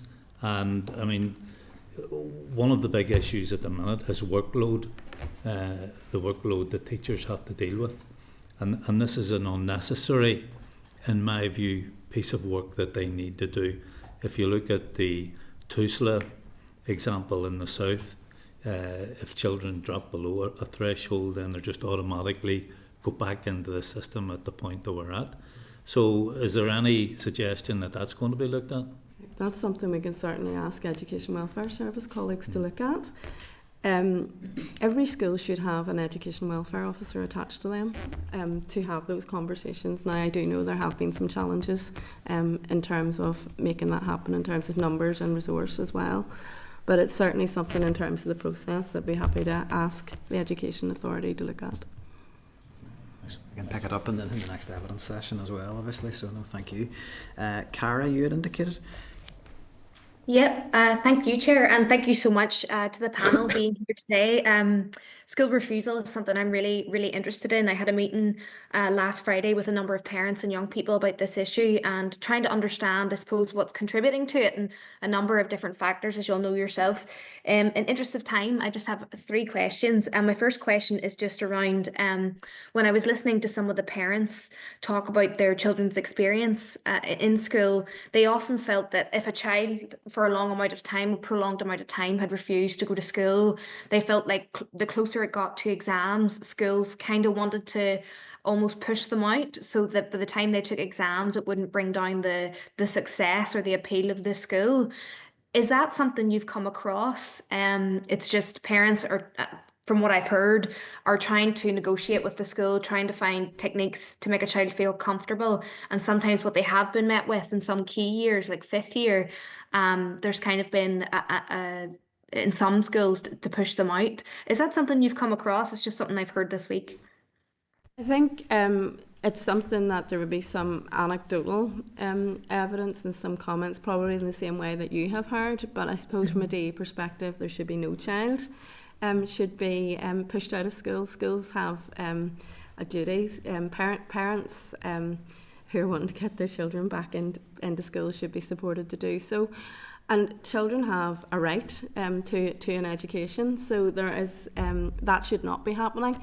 But as I say, we would have some anecdotal evidence probably in the same way that you have heard. But the department would expect that schools would be supporting children to come back into education. and putting in place whatever needs to be put in place to help that, and supporting them to be able to undertake their examinations and gain those really important qualifications. Yeah, I just thought it's something to maybe just to highlight, maybe if there needs to be some kind of monitoring done there, or recognising is there hotspots or certain skills that might be beneficial and helpful. Thank you for that. Just moving then to my second question. I had spoken with a mother whose child had severe anxiety around going to school, a very bright young man, actually really loves to learn. And he had huge anxiety around sitting exams. Therefore, he'd left school with no GCSEs. He's now 18 and he's looking to find a pathway, essentially to find somewhere where he can sit GCSEs again. When his mother was looking into it, they had said there's only, I think, 2 schools in Northern Ireland, one is in Cookstown, I think, that enable and allow for children who have left the traditional school system to sit different GCSEs, and oftentimes those are heavily booked or overbooked and there's no places. I'm just wondering, is that something you're aware of? Is there anything the department can do to allow for more spaces there? So, if school refusal continues in the sort of statistics that we've seen, that every child has a pathway and an opportunity to find some way to sit those exams. So in that particular instance, there would be other opportunities, potentially through further education colleges, etc., to be able to sit those exams. In terms of the actual, if a child is not in school, but is it registered in school, still of compulsory school age, the school should be able to work with the parents to find a solution to help the child undertake exams, and obviously consider if there are exceptional circumstances or if there are that need to be applied for, etc. as well. Once a child has left school, so particularly if they're electively home educated, or if they have left school and are not in any education because of their age, that again the option would be further education, and some schools do agree to take pupils, maybe past pupils, back and allow them to sit examinations, and there are a couple of centres where they will take pupils in. It's very much down to the individual school and the individual organisations as to whether that they would like to do that, but there are various options there. Okay, that's good to know, because I think that the parents that I spoke with sort of felt on their own with this. They kind of felt like it was their child was unique and just was outright refusing to go to school, and the kind of tone that I was picking up was they often felt like there's an emphasis there's something wrong with the child as opposed to I suppose our education system. Just my last question then, I know time's running out. Like a lot of parents had really talked about that they don't really know where to go for help on this. I'm just wondering, the department and the EA, what sort of engagement or consultation is available? Do you do online discussions? Do you do regular check-ins with parents to offer guidance? What does that look like? And if there are parents or young people listening today, what would you advise them to do if they really are struggling with anxiety-based avoidance? Okay, so briefly, as time's ticking here on this one, unfortunately. There are a number of places that parents can go for help. There's lots of different organisations. I do speak, and I'm really happy to speak to groups of parents and children and young people about these issues, really keen to feed that into policy going forward. The first port of contact would really be the school. The school knows the child the best, knows the context, etc., and they were best placed to put in place those supports. Failing that, the Education Authority and the department, we are happy to signpost or intervene and support children and young people as well. So, but the first port of contact would generally be the school. Thank you. Okay. Thank you, Cara. Peter, you're next. Thank you very much, Chair. Thank you for your briefing this afternoon, folks. I just want to pick up really at the very first paragraph, and it looks like a drop of 5% attendance equates to a drop of 37% in a student's ability to get 5 GCSEs. There's some very simple maths there or something around that. I mean, that's quite stark. You are looking at reviewing the Miss School, Miss Out documentation and strategy. I mean, that would seem a fairly obvious statistic to try and, at least be a driver within that, and maybe you're already using that, but I think that statistic is quite astounding, and I know there'll be different demographics and different reasons for some of that attendance drop. I mean, in terms of that, do you use those figures? Is there a way that you can communicate the statistical impact of just a drop in 5% attendance in terms of the impact that has on GCSE performance? We try to use all of the data that we have available to communicate that. We know that there's a massive impact in terms of attendance and attainment, particularly for children with from disadvantaged backgrounds. There's a huge differential there. But yes, we do try and communicate those key statistics.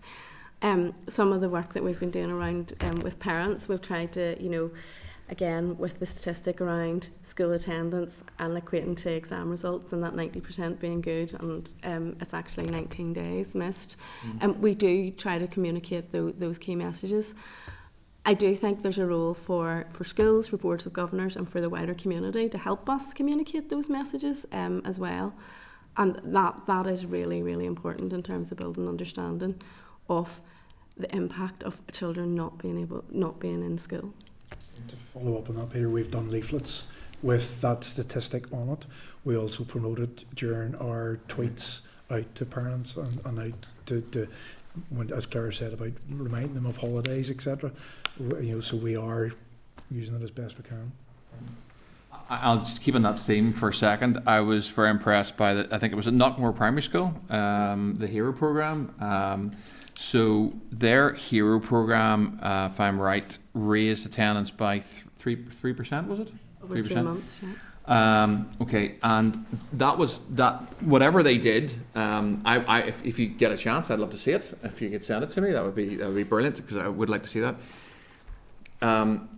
That would seem really useful for schools, I would say, just at least to see what Knockmore did, how they did it, whether it had an impact on, for example, teacher workloads, or I don't know what the scheme is, but obviously it ran and it was successful.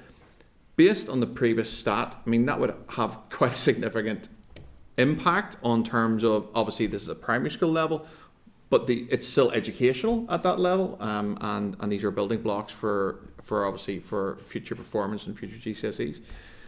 Is there any way the department can analyse what the uptake? You said something earlier about it was provided, or the department was providing what Knockmore did. Is there any way for the department to analyse how many schools actually availed of the programme or downloaded it or anything like that? We can certainly see how many downloads there are, but we have no real way of telling how many schools are actually implementing, because of course schools implement different programmes based on their own context. So, yeah. But we can certainly see how many downloads there have been, and very happy to share with the whole committee the resource as well. That's fine. It just struck me that if something's working and it's best practice, it might be a good resource, and obviously the department have made it available that other schools would maybe use that. That's it, Chair. Thank you, Peter. And yeah, I think there'll be agreement that we'd like to see that resource and get as much extra information as we can on that. Michelle, you'd indicated next. Thank you. Thanks everyone for coming today. It's a big area. I don't know where to start, but I'm going to start with, you said you don't capture data at the minute, but you also have an awareness, obviously, of what is the dominant kind of reasons why people are not attending school. And I think even the discussion so far will be that mental health is a significant one. Have you had any discussions with the Department of Health about increasing capacity within CAMHS, for example, to get more? Because we know it's very damaging for these kids not to be in school. We've talked about the impact on their education. So are there things that you're doing now to try and get these kids back to school as quickly as possible? Absolutely. So obviously there's the joint health and education, emotional health and wellbeing framework. So we do work really closely with health in this space. There's a number of programmes that are underway, and that one in particular is the emotional wellbeing teams in schools, and that is health professionals going into schools and giving schools that information that they need about how to access those services. So for example, CAMHS is a key service. There's that. There are also support services. So, for example, the HOPE service, which is was previously the ICSS, the post-primary counselling service. So, children and young people can access that. There's a range of other supports in schools through various funding streams that children and young people can access. But yes, we do work with health. Have you asked about CAMS, for example, in particular about expanding provision so that more kids could get that support, because it might be a helpful intervention to get them back to school quicker? So not specifically. Our conversations with health are very much in that early intervention and prevention space. We really want to focus on what can be put in place to support children and young people before they get to CAMS as well. But it's certainly something I can raise in our conversations, and we have programme board meetings, we have regular engagements with health colleagues in that space. During COVID, for example, we did innovate different ways to deliver classroom learning at home and online, for example, with facilities like Google Classroom. Is that encouraged for kids who right now can't make it into school and aren't receiving their curriculum within the classroom setting? Or is it recommended that people use those kind of options just to make sure that they're still getting some kind of teaching in the interim? So schools will use different approaches, but a lot of schools do, where a child can't come into school, do try to put in place, for example, Google Classroom, getting the children and young people work and trying to keep them engaged as engaged as possible. In certain circumstances, there's obviously other education authority services, so exceptional teaching arrangements, etc. There's a process to go through for that. There's a panel considers each of those applications against a set of criteria, but in some circumstances that too is available for children and young people as well.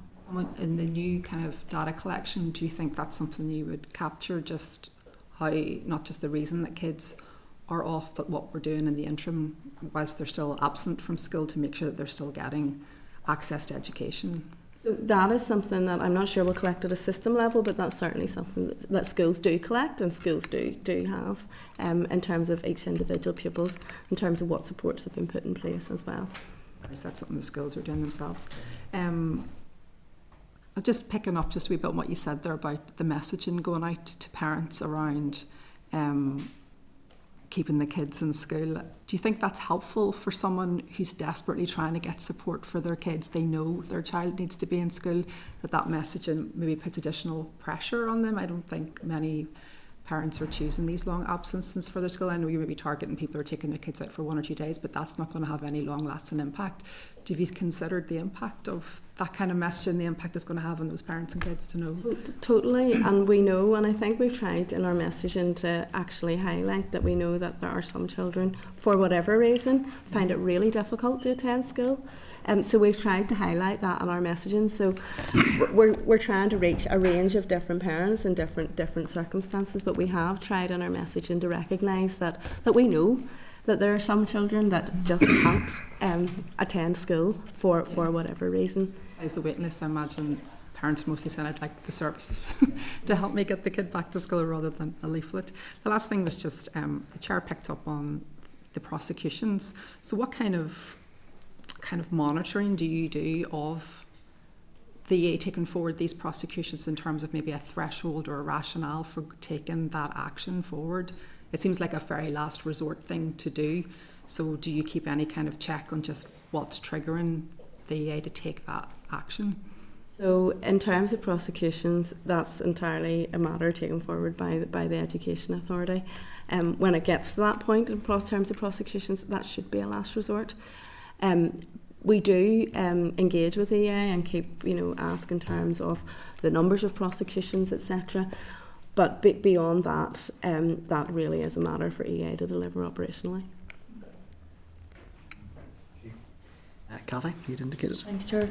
And thanks for coming in. It's just something I want to pick up on. There's been concerns raised to us by school leaders that the Educational Welfare Service kind of over-relies on schools basically to do their job, and that they're slightly reluctant to actually initiate the process in terms of engaging with parents and actually being proactive. And you did mention about shifting the focus to early intervention and prevention. And there's a concern that they're not being proactive, or sort of using the evidence that's there. And we will raise this with the Education Welfare Service, but is this something that you accept is an issue at the minute? And in terms of this transfer or transformation process, how will that actually get down into that detail to address this? Okay, so we do know that schools do raise issues in terms of Education Welfare Service and in terms of how that works for them, in terms of how they're being supported by the Education Welfare Service, and certainly I know you'll pick that up with Education Welfare colleagues who are coming shortly. So we do know that there are issues. We are starting to see some improvements and some changes with the industrial action being resolved. In terms of the transformation, the department will be, we are involved in the ongoing transformation group, so we keep a watching brief in terms of what's moving forward and what's happening there. But we will also be meeting shortly with the Education Authority to identify what are the key measures that we want to see, what is the key data that we want to see coming out, so we know that the Education Welfare Service is working effectively. And it's working not only in the first instance for children and young people, but also for schools as well. So as we take that transformation piece forward, the department will be very much part of that, and that will be one of the things that we will want to look at, how that works for schools and how that is working for children and young people. It's like I take point that there has been progress made, but I think you mentioned was it 800 pupils that are still on a list. Like, the reality is that's still equivalent to a large enough school's entire population. So it's clearly something that needs urgent action. Thanks, Chair. Thank you. Have any other indications at this stage? So that's probably bringing us to a close with that session. I suppose the one other thing I just wanted to ask, and it might be one to follow up in written correspondence, is picking up from the Independent Review of Education. One of the lines that it uses throughout the report is about softening the transitions. And my sense, and I'm sure members around here get a lot of contact, that some of these emotionally based school avoidance issues seem to arise at that transition phase from primary into post-primary. And I'm just wondering, in terms of the reviewing of the departmental strategy and policy on this, is there work ongoing around how post-primary schools can better soften that transition so that it isn't such a challenging journey for children to make? I mean, I've visited schools where I've seen what looks to me like good practice in terms of, you know, maybe staying with the same year group teacher for longer sessions and not moving around a busy school so much, which can be overwhelming for some children. Just wondering, is that in the mix? And if it's for follow-up and writing, that's fine, but I thought it was worth just putting on the record. Yes, it's certainly something we can consider in the attendance strategy, bringing it forward, etc. There's loads of examples of really good practice. So, for example, in the Greater Shankill area and West Belfast, in terms of the work around transitions, that actually we could maybe look at sharing that good practice along with the examples. So, for example, Knockmore as well. So it's certainly something we can consider in that attendance strategy. That's great. Probably a wider thing I think comes up in committee all the time is that we do hear of the pockets of the good practice, and there's a school here doing this really well. It's just that sense of how that disseminates through the system, and maybe do school leaders and teachers maybe not have the time, to engage, to actually go out and visit another setting and see what's happening down the road. So I think if there's ways that can be facilitated, I think it could have an impact. But look, thank you all for your time. Thank you.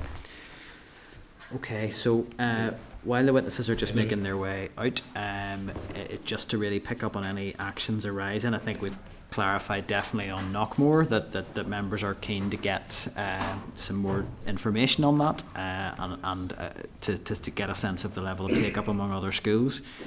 Were there any other issues in terms of picking up further actions to raise with the department, or would you rather maybe see what pans out in the EA briefing to pick it up? Yeah, okay, that's grand. We'll close that one there. Can I just do a quick check-in if anybody is looking for a comfort break before we move on to the next briefing? Happy to proceed? Happy to carry on? Okay. So we'll move on to the next briefing then, which is a briefing from the Education Authority.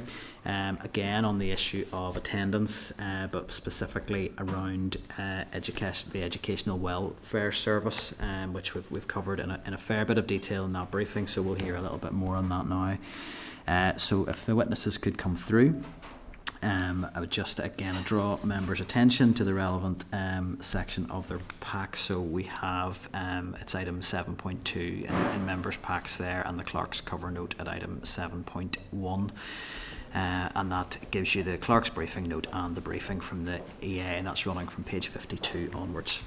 So we'll just let witnesses take a seat. So joining us today while you get settled, hello, you're very welcome. We have Una Turbot, Assistant Director of Children and Young People Services in the Education Authority. We have Adrian Nugent, Head of Service at the Education Welfare Service, and we have Michael Florida James, the Transformation Lead in the Children and Young People Service in the Education Authority. So you're very welcome.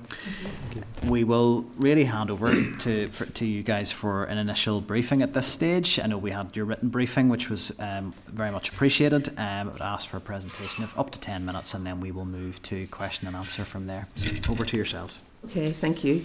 And first of all, thank you for giving us this opportunity to come to talk to committee today about the transformation project. With me, as you say, I have Adrian. Adrian is the head of the Educational Welfare Service, a teacher and a social worker by background, which is particularly helpful. And I also have Michael here, who is a school principal background and has been supporting the project implementation of this project. So the Educational Welfare Service is a specialist social work service in education, and it seeks to help young pupils to get the best out of the education system by ensuring they receive the support that they need to attend regularly. The Educational Welfare Service engages largely with children who face adversity. And in doing so, the service works in partnership with young people, their families, their schools, other education services, as well as the voluntary and community sectors. The service is made up of, in total, 145 staff, so it's not a huge service, relatively speaking, to the school population. And that 105 includes managers and administration staff. So we have in total about 124 educational welfare service officers. And that, I think, to put this into context, equates to one educational welfare service to approximately 8 schools. And that excludes nursery schools. So the service fulfills the EA statutory duties around promoting school attendance as set out in the Children Order and the Education and Libraries Northern Ireland Order. They provide a range of functions provided for within DE guidance, which includes, for example, tracking school suspensions and providing advocacy services for children who are at risk of expulsion. The service has significant links and interfaces with other agencies. We're members of the Children and Young People Strategic Partnership, and we work particularly with Health and Social Care, Social Services, Youth Justice and the PSNI. At present, the service employs mainly social work staff who are registered on the Northern Ireland Social Care Council register. So just moving on to the actual transformation. Given the growing complexity of need that this committee is all too aware of in relation to our children, and the need to manage services within available resources, it was important that the EA reviewed the delivery of the Educational Welfare Service to ensure effectiveness, efficiency and positive outcomes for our children and young people. The Transformation Project framework was established in June 21 to complete a fundamental review and make recommendations that would transform the service delivery. The service has taken a rights-based approach aimed at improving engagement with schools and better outcomes. We've taken into consideration the previous Northern Ireland Audit Office reports, the Public Accounts Committee 2004-2014, which concluded that there was a need for efficiency and effectiveness across the service, as well as the implementation of a consistent model of delivery. So the Transformation Project represents this completion of a fundamental review. It will introduce a preventative and early intervention approach, which is based on proactive assessment of the needs of our pupils and schools, instead of a reactive service that is responding primarily to individual referrals on children. So in developing these services, we are bringing clarity and transparency to how this operates and how children, parents and schools can effectively access the support. We want to be clear that our intention is to work collaboratively with parents, schools, pupils, our interagency partners, including those in health and the services that I previously mentioned, to understand the needs of our children and to provide them with integrated support. I want to say that court action is an absolute last resort. On occasions it's necessary, but it's not something that we want to rely on for any child. We have, as part of this transformation, engaged extensively with pupils, families, schools and other stakeholders. In fact, we had almost 10,000 responses to our consultation, which I think shows the public interest in this important service. And there's a consensus that we need to do things differently. We need to work in a much more preventative, early intervention and collaborative way. We need to provide targeted programmes and approaches that will be led by specialist educational welfare officers who will support implementation and use restorative practice approaches right across all of our service areas.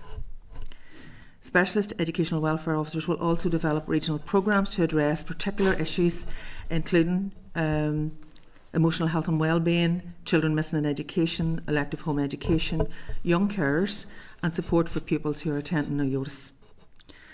Importantly, there will be a specialist post to support our staff with their professional development and their continuous learning so that we can continue to deliver against these key goals. Our plan is to provide earlier interventions that effectively improve pupil outcomes with proportionate levels of attention paid to those pupils who do need individual help, support and advocacy. We want to give our pupils' parents and others confidence in this service, and that means delivering our service in a timely way, responsive way, more connected way, and delivered in a way that makes a positive difference, evidence-informed, and addresses the barriers to education and learning. We're working with our data analytics team to develop an outcomes-based accountability framework that will allow us to monitor progress against implementation, inform decision-making and demonstrate value for this investment. That includes a consistent model of service delivery, a more responsive and flexible service that meets the needs and tackles the growing complexity of need. It builds capacity in schools through trauma-informed approaches, facilitates multidisciplinary and interagency working, promotes positive and healthy relationships in schools in all areas of school life, and provides bespoke programmes targeted at specific issues affecting our young people today, including anxiety, addictions, resilience, teenage parenthood, and young carers, and the need for positive peer friendships and positive choice. So what has been achieved to date? The business case was approved by DE, Tackling Education Disadvantage team, on the 22nd of August this year, with a funding of over 3 million over a 5-year period. That money will be available to us commencing April 25. I am pleased to say that the Educational Welfare Service, the dispute, has been resolved. Action Short of Strike has had an impact on us, and unfortunately we're moving on, and our staff are now engaged in a number of work streams helping us to put this transformation in place. The functional areas for 16 specialist posts envisaged in this transformation report have been agreed, and again they will promote trauma-informed practice, restorative practice, and connections, collaboration right across the whole system. There's been, in preparation for the work, the attendance, the waiting list for educational welfare services had grown, and the dispute certainly has contributed to that somewhat. The number on the waiting list at one point was over 2,000, which is clearly not good. And we have been working on this. We're now down to just over 800, and we'll continue to work on that waiting list. It is a priority for us. So the project is being implemented. We have a comprehensive implementation plan in place. It reflects the need for a phased approach to what we're trying to achieve. It's ambitious, it's necessary. We have governance arrangements being put in place that will involve practice pathways, policies and procedures, data collection, and all of this has been informed by the need to do things differently. So whilst challenging, it's an exciting time for the Educational Welfare Service. And it's one that the EA board and our corporate leadership team are fully behind, and we look forward to making progress. We're determined to do so, and we look forward to coming back to this committee to give progress reports as we progress. So happy to take any questions. Thank you.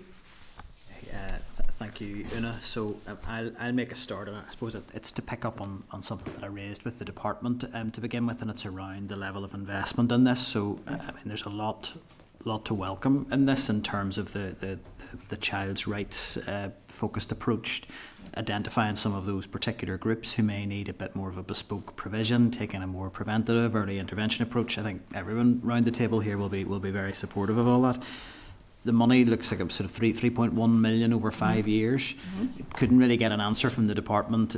They essentially said it'll fund everything. So I want to just get an idea. What will the 3.1 million deliver in terms of your agenda for transformation? Okay. What will it actually pay for? What will it pay? Well, it's over a 5-year period. We need 16 specialist posts as a minimum. In our business case, we did look at options. We would have liked to have had a further 16. However, we are where we are. We have 16 additional specialist posts. We have reduced our number of educational welfare officers by 10 in order to facilitate that. So the funding will support that over a period of time. It'll break that down, the 3.1 million. Can you give me an idea? I can break that down. I can get you the detail of that maybe and send that through to committee. But will it fund the posts, or will it fund? It'll fund more both of the work. It'll fund both the transformation, but it also is we're reliant on that for the additional posts. I think it would be helpful to get a breakdown of exactly what the 3.1 million is going to deliver. So yeah. You want it? It's primarily posts. It's primarily funding the posts. The 16 specialist posts. It funds those. Looking at the that's why I've been pressing the question, because looking at 3 million over 5 years, it's not going to go that posts. Far. Yeah. So some of these other things then that look really good.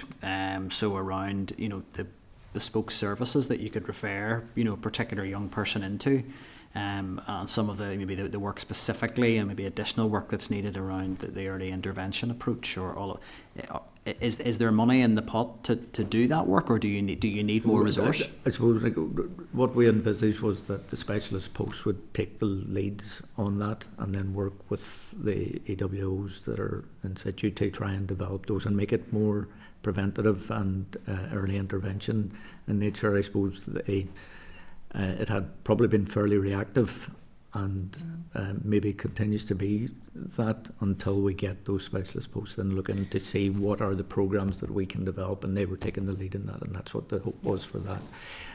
As Una referred to, we had put in a bid for more of those specialist posts, which would have been what I think was needed, but because of affordability we didn't get that.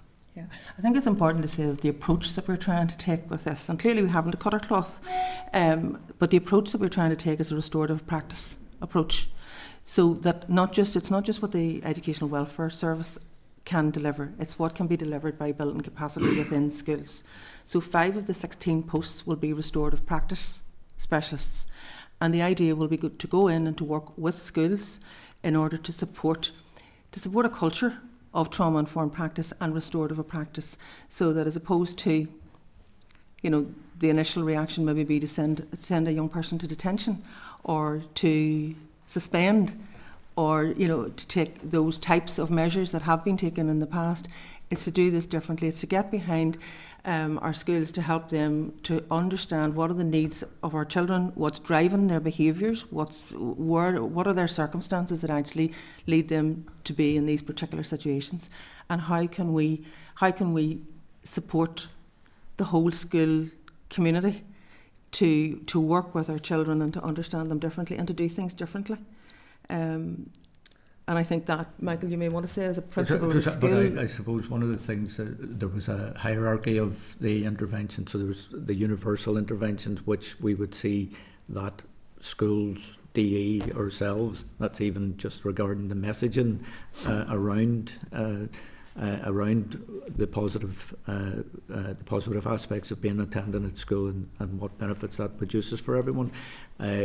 Those are things which are not so heavily funding needed, but as you go towards that intensive, where that's the targeted interventions and the specific interventions for child, that probably needs a little bit more in terms of working interagency and working with specialists that can actually go in and help those individual pupils and children.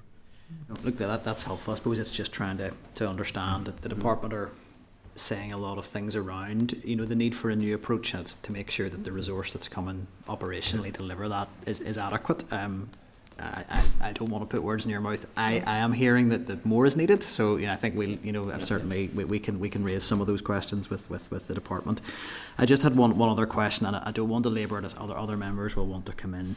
And it was just again a point I raised with the department, and it was around specifically, and it is referred to in your briefing around prosecutions. And when you look at the statutory duties that are associated with the service, they're quite enforcement heavy.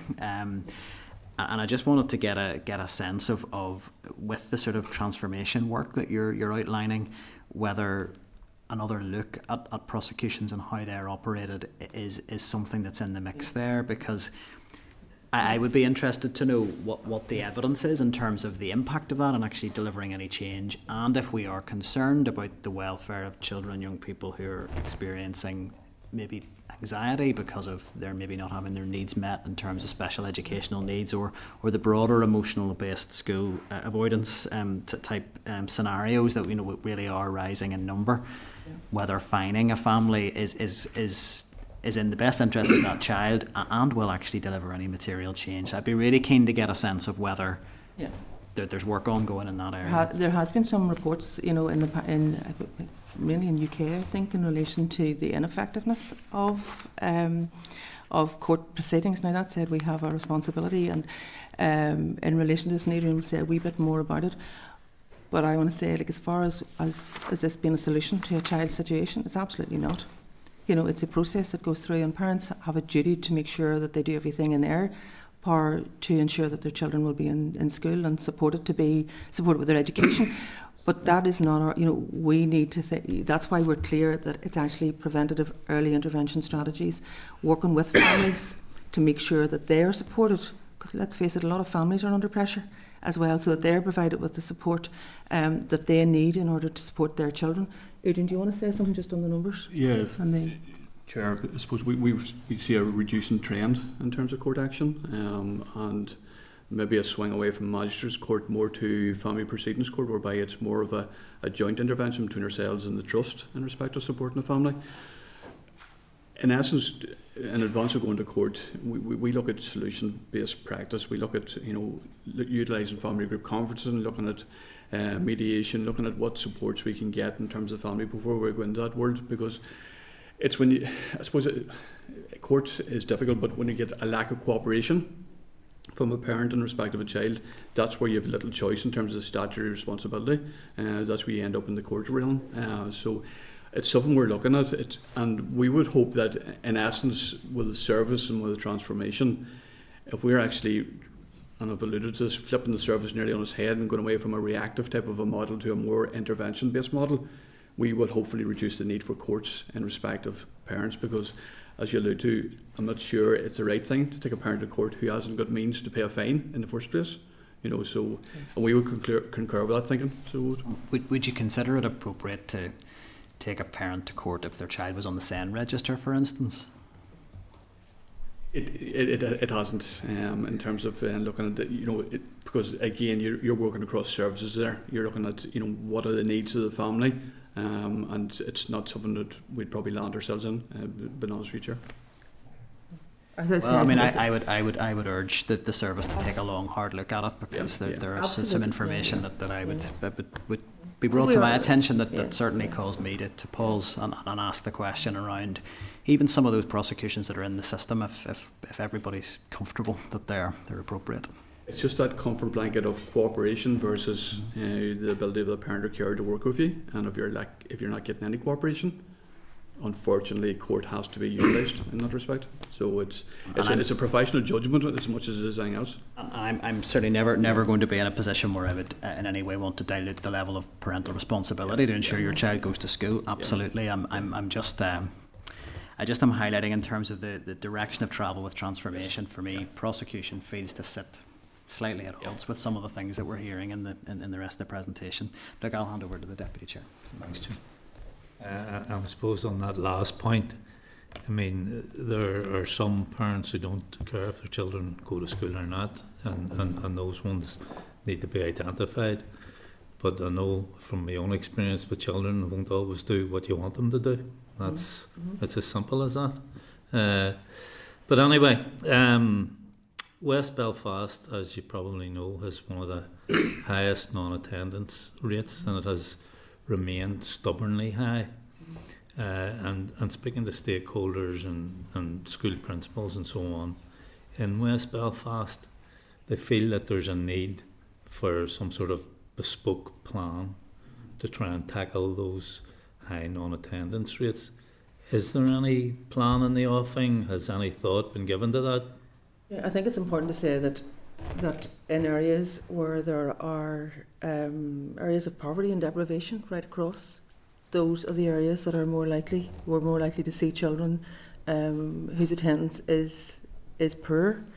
We monitor the attendance rates across the schools, so we would be able to see where are the top 20 schools that are experiencing most attendance difficulties.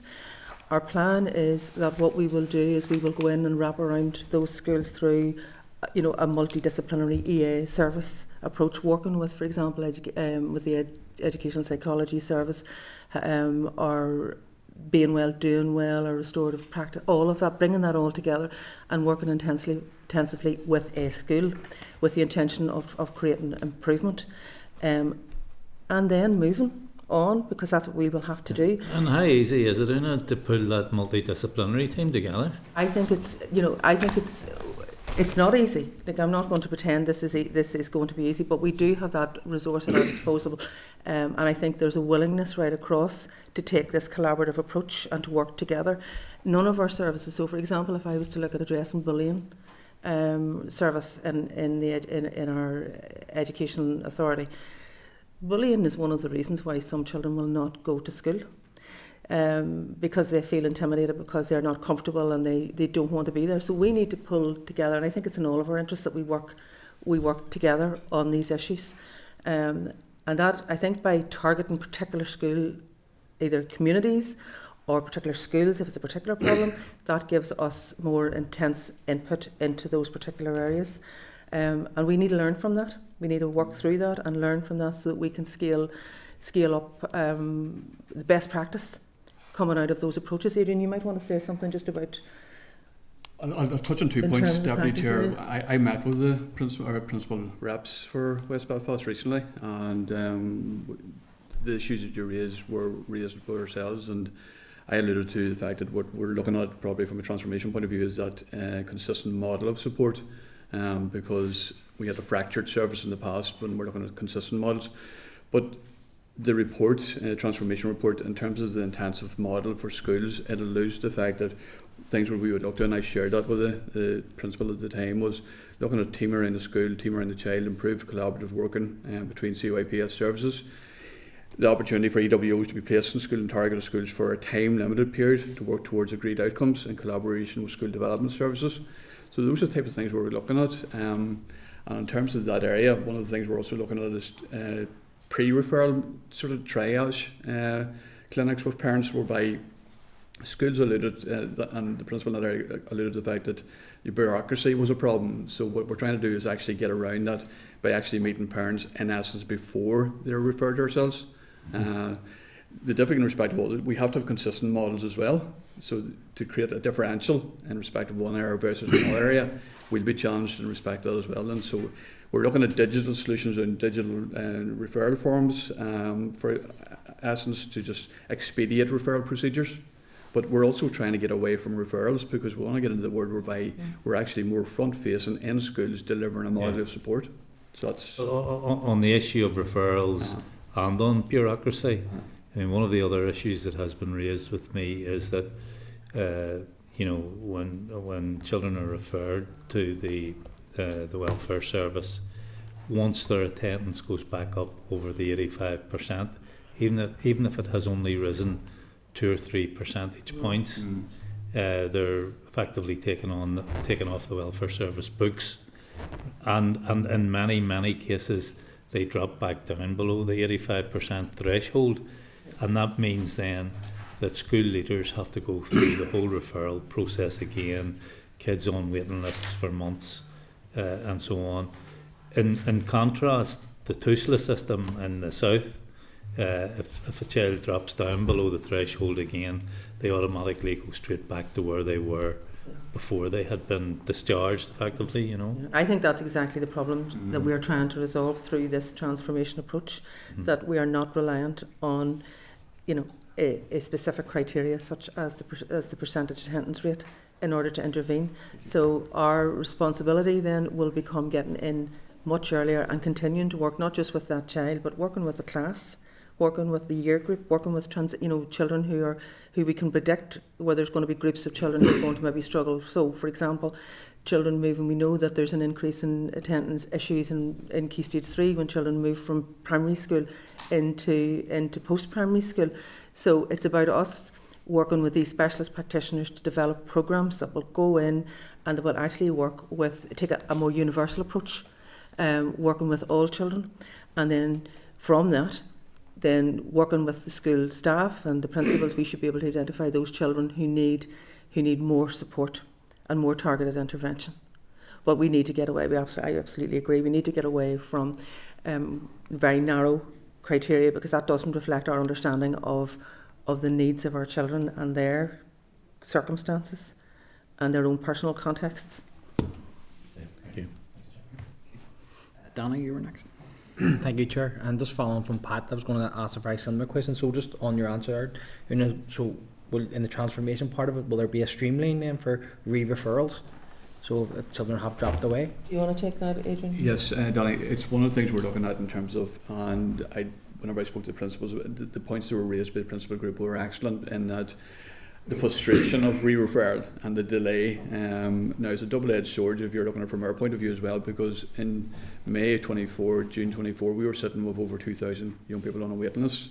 So we have to reduce that as well, and we got that down to 811.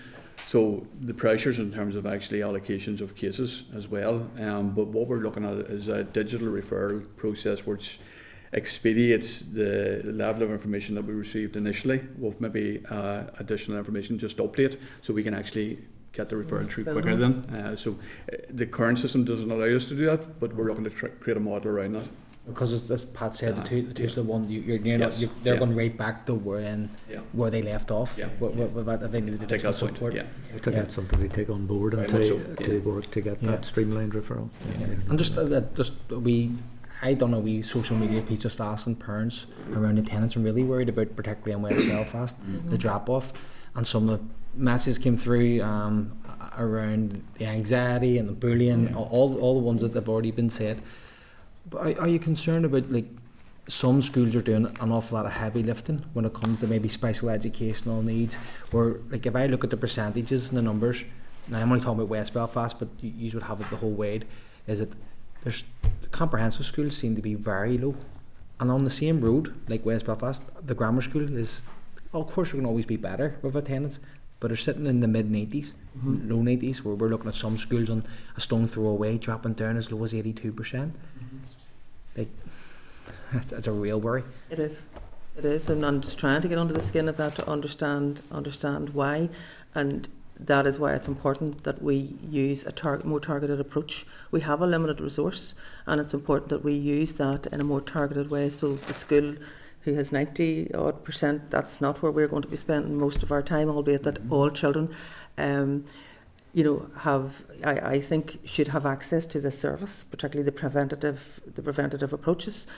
But that's why we need to then go to the school that has 80% and understand what's behind that, and how can we support the schools to get those attendance rates up. What initiatives can we put in through the in-school, after schools?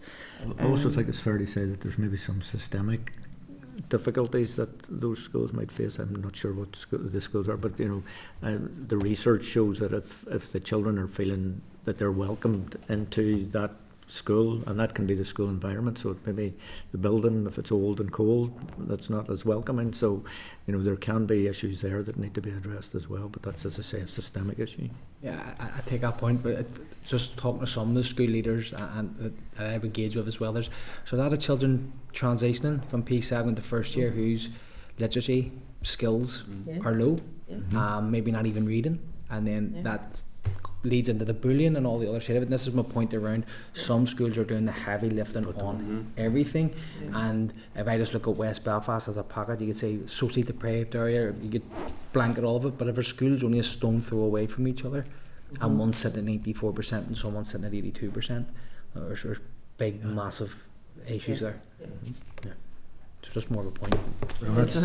No, I think that's fair, and I think it's we need to understand the profile of the pupils as well who are attending those schools and what the variables are there. Is that? Thank you. Thank you, Danny.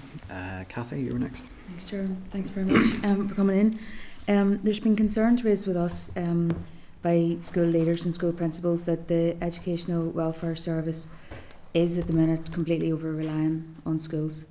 They're saying that they seem to have this reluctance to actually go and initiate the process with parents and engaging with parents on that kind of proactive basis.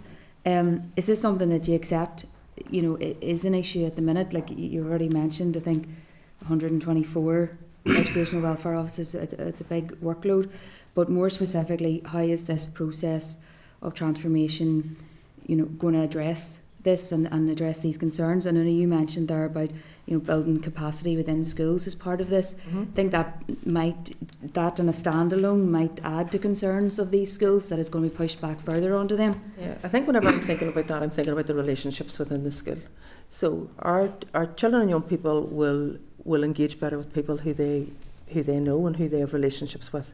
So there's no getting away from the need for our schools to have the resource that they need in order to provide good pastoral care and to be available and accessible to children who need them in the school. So that that said, we need to be available to come in and support the schools with that considerable role. And we all know that the schools are under considerable pressure. You've mentioned special educational needs. School workloads, principal workloads. That is all accepted. And what we're trying to do, and we're saying about building capacity, is actually to try and support our schools to develop a culture and an ethos within their schools that actually reduces the need for intensive interventions with individual children. Now, if that is the case, then there is a process to go through it, and you might want to say something about it in terms of, well, who facilitates the partnership, the family partnership approach? Who facilitates the restorative practice conversations? And that is where we need to ensure that our educational welfare officers are able and to do that type of work. So you do accept it is the educational welfare officer who should be doing that, who would be doing that engagement process?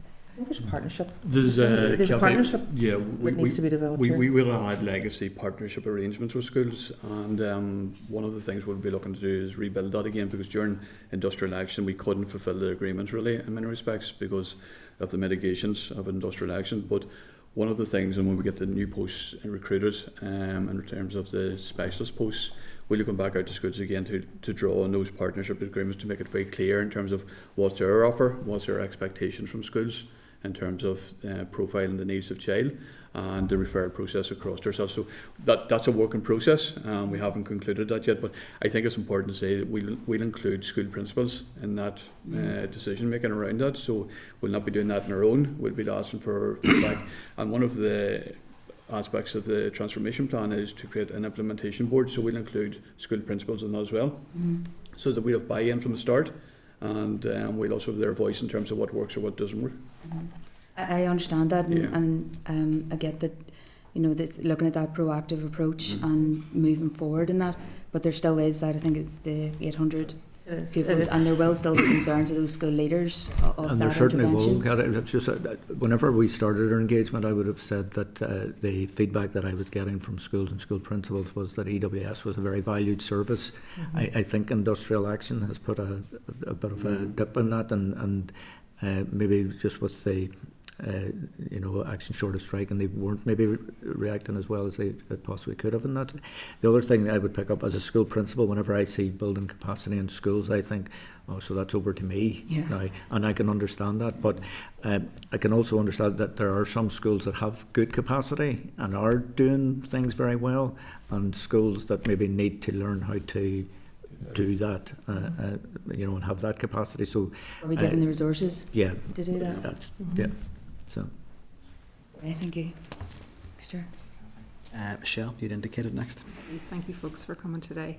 I wanted to start with the concern around children who fall through the cracks, that we're confident that the systems that are in place now, and I know that there's transformation coming, that's not something that can happen. I'm thinking of that horrible case of Kieran Jane, who went missing from between schools, and that child now is presumed dead.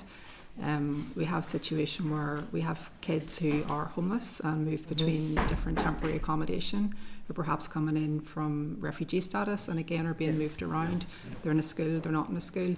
How are we ensuring those kids don't fall through the cracks? I think you're raising a very important issue, and it's one that we have been in discussion with DE in relation to. DE and our colleagues in the south are working towards exploring this issue together. But there's no doubt that there is considerable work needs to be done in terms of the processes, identifying where the children, where the children are, who are they. I go back to my previous working life as a health visitor many years ago, and if I was worried about a child who was missing, I was able to phone another agency, should it been benefits office, housing executive, others. And now with data protection limitations and all of that, it is difficult to actually identify where a child, when a child has gone, that we know about, has disappeared, has left the school, and we don't know where they are, to actually track them down. So it's a really important piece of work that does need to be done, and we absolutely share your concerns. Right now we don't really have assurance then that is a watertight enough system. Could I assure you that this isn't going to happen? No. I have no doubt there are children, there are children at home whose families, decide to educate them at home. From the outset, and we don't have a register for who those children are. We don't know this. They're not registered in our school population. So there are children out there that are not on our system. I can say, I suppose, Michelle, we are part of the 4 jurisdictions in terms of council areas, in terms of notifications. We get notifications if a child goes missing in the system somewhere in the UK, Scotland or Wales. So we get that, and our colleagues in Tusla will come straight through to myself in respect to that. So I can give you that assurance that we have systems, and then we have got systems within EA and C2K DE to look at where that pupil possibly is. We've met with colleagues from DE just before Christmas time to benchmark this and to look at where's the gaps in the current system, because when we go to some authorities and some agencies to ask, can you actually run a check in respect to this child to see if they're actually in this area, there's a bit of a GDPR issue in respect to that, so we're trying to get over that. So it's about getting health and benefits. The Department of Communities are on the table to actually have conversations about when we have that child. In terms of the welfare of the child is paramount. It's not about GDPR. It's about where's that child and where's the need of that child, and how do we actually get them back into education. There's active work on all yes, of that now. That's not part of this transformation. This is a separate piece of work. Well, one of our specialist posts is for children missing in education. So we've identified that as a key issue that we need to work on. So we will have somebody working on that as an issue. But obviously, the Education Welfare Service in itself can't resolve this. It's a cross-departmental issue that we need to be working again collaboratively on across the departments. But we do recognise the gap, and but that's why we're investing in the specialist post for for children One missing of those So one of those specialist specialist posts will What are the do. other specialist posts? You've said there's 5 for restorative There's practice. 5 for restorative practice. There's 1 for young carers. Again, an area, you know, a group of children who, whilst we know about them, we haven't drilled down into what their specific needs are and how we support them. There is 1 for the professional development post. There's 1 for mental. There's more for mental health. If I go from the top down, maybe in terms That's of a good idea. I'm not even into my time though, so I've got another question for you. So. I was very nearly up on this. I'll come back to it. quickly. I think we've covered it all. Briefing, I believe. I think it is. Isn't it? Restorative practice in schools and peer mentoring, 5. Emotional health and wellbeing, 4. Our link with EOTAS and as a coordinator for EOTAS and for young people who are actually having difficulties with attendance and EOTAS provisions, we're looking at 1. Sorry, emotional health and wellbeing is 5. Children missing education is 1, along with elective home education. Young carers is a big one that we're going to target regionally, and that's 1. Preventative target interventions coordinator, looking at research, OBA and resources is 1. School age parents and developing a regional perspective on that is 1, and then workforce development and continuous professional development. One more question then. We are definitely out of time here. I can share that. I can share that with committee. Have to meet my time.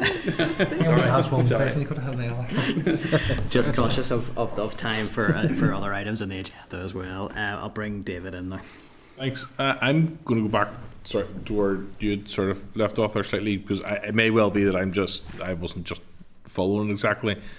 Just in terms of concern around safeguarding, if there's children have come in from other countries, however that may be the case, and government is aware of them at some level, the GDPR issue raised, are you saying that part? I know some people say it's maybe not surprising, but particularly at that level, that there's an issue with parts of government who become aware of that, communicating then to you where those children are, who they are, so that you can ensure that they are getting what they need in educational terms, but also welfare terms.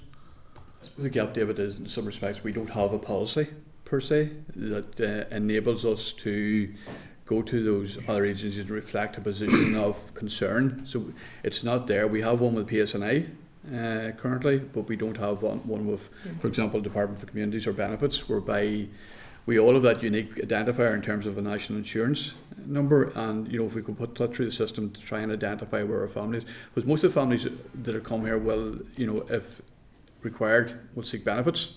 That would be a great enabler for us to actually then track down a family. Yeah.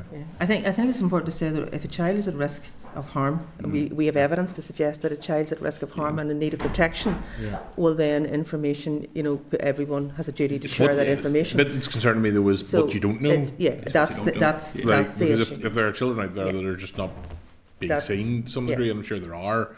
In some ways, it's probably that's true of everywhere. You know, but it's just, we would want to have the systems in place that there's as many checks as possible in that, and that's just what concerned me. It'll be, you know, as you say, other agencies have that information or doing a check. Doesn't mean they're not being checked on at all. It's just in educational terms, but still something probably you know, in terms of what a child is entitled to by right. I think we should probably make sure that agencies responsible can get that information. Totally agree. But there is work ongoing to try and resolve that. There is, yeah. Okay, thank you. And then just looking forward again, sort of building on, I think it was Pat that asked around the multidisciplinary teams, and you'd said it can be a challenge to sort of put them together. Just with in mind our concurrent meeting with health upcoming, you know, what are the challenges? I mean, what I took from your presentation was actually that you've probably seemed to have a stronger and better relationship with health colleagues than perhaps some that have come to me. That, I mean, by all means, correct me, but what are the challenges there? Is it just around, you know, each child and their challenges are unique, therefore the people they require is unique, so you can't have a sort of, what are the challenges you face in putting together that multidisciplinary team? I think one of the probably from my perspective, I have a range of services within my division, and therefore it is easier for me to work with those, you know, with those services. When then you're seeking to work with others, you know, should it be the voluntary community sector or other, it takes time. Everybody is just so pressurised in terms of time and resource. The willingness is there. We have a duty to cooperate, and I think the willingness is there to do it. But actually, putting those arrangements in place Or some can be bandwidth difficult, and I think that's why Mm. it's important that we, you know, we attend the Children and Young People Strategic Partnership, so we link in with the family hubs, we link in with the trust different structures in relation to that, and that gives us some connection into other agencies, and I think it's important to say that CYPSP are seeing schools and school education and school attendance and anxiety as a priority. So we welcome that, and we're, you know, that's where we're keen to build those relationships and develop this further. Is there time for another one? Yeah, got about a minute or so. Yeah. So the only other thing was you talked about in terms of being proactive, and you had said, you know, where there are groups of children, you know, we can go out and reach. And is it just around already that what percentage of attendance, you know, some groups or some schools have, or what are the identifiers you're using to identify potential groups that you might target? Well, certainly as part of the transformation programme, there's a lot of evidence gathering in relation to this, and we identified particular groups. The children who are looked after have particular issue. Our young carers have issues. Children who are bullied, newcomer children.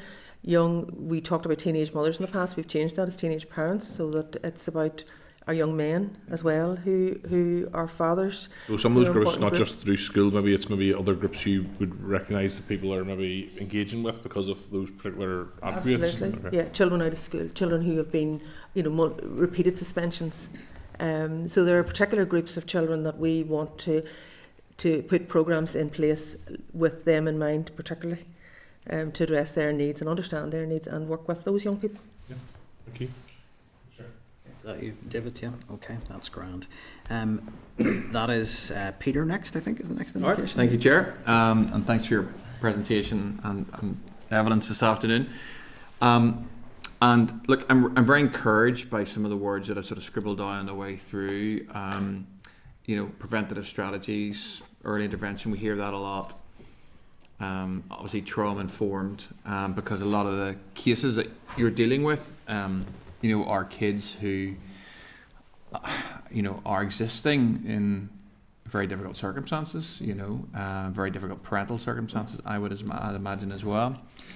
Just wanted to ask around the particular package, and just correct me if I'm wrong here, it was 3 million over 5 years, you know, something like that. Okay. 3.1.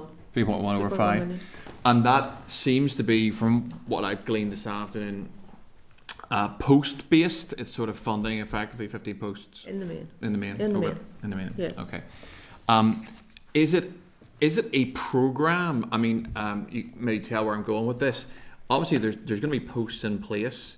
Is that funding to EA recurrent, or is it a one-off program-based pot of funding? Oh, my understanding is it is recurrent. Yeah, and certainly we could. After the 5? Yeah. Yeah. Okay. And in fact, we have had discussions with DE about our evidence gathering, so that if we can demonstrate, and we do believe actually from the evidence that this is a cost-effective model of intervention, that if we can demonstrate that through our outcomes-based accountability framework and our progress report, then I would suggest it makes sense then to put further investment into this type of service. So that's something we would clearly be coming back to deal with in the year on year.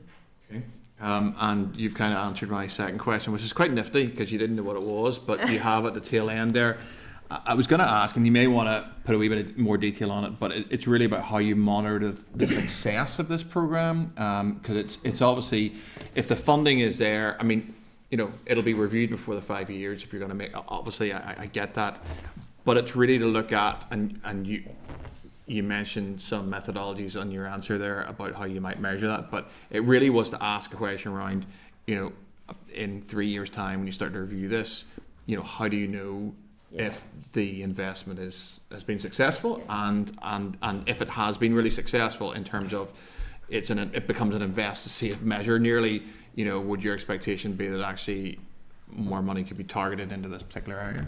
Yeah, I think there's going to be hard metrics, you know, that we will be looking at. And you might want to say something more about that, and that's about, you know, attendance rates per geographical areas where we have created an intervention. If we've gone into a group of schools that we're seeing a difference and that we can work that through.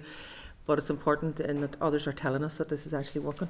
So it's about our children's stories, about their narratives, about how they can actually use case examples to demonstrate that this is the right thing to do and the right approach that we're taking, and that we can demonstrate learning and change. So you have told us this, and we will flex accordingly. So there's something about getting really hard, objective metrics, but also using surveys and using other approaches, using our youth workers to actually go in to talk to those groups of, say, young parents, and letting them tell us how well we are doing or not, or what we need to change. So there's I would say there's a range of methodology we'll have to use, and we would be keen, and I think it's, to work with researchers, to work with our universities, to support us through this. And we've been speaking recently in relation to an education psychologist who has just carried out a really useful piece of research as part of their PhD programme, and that's where we will be targeting to say, please come and work with us. There's real opportunities here.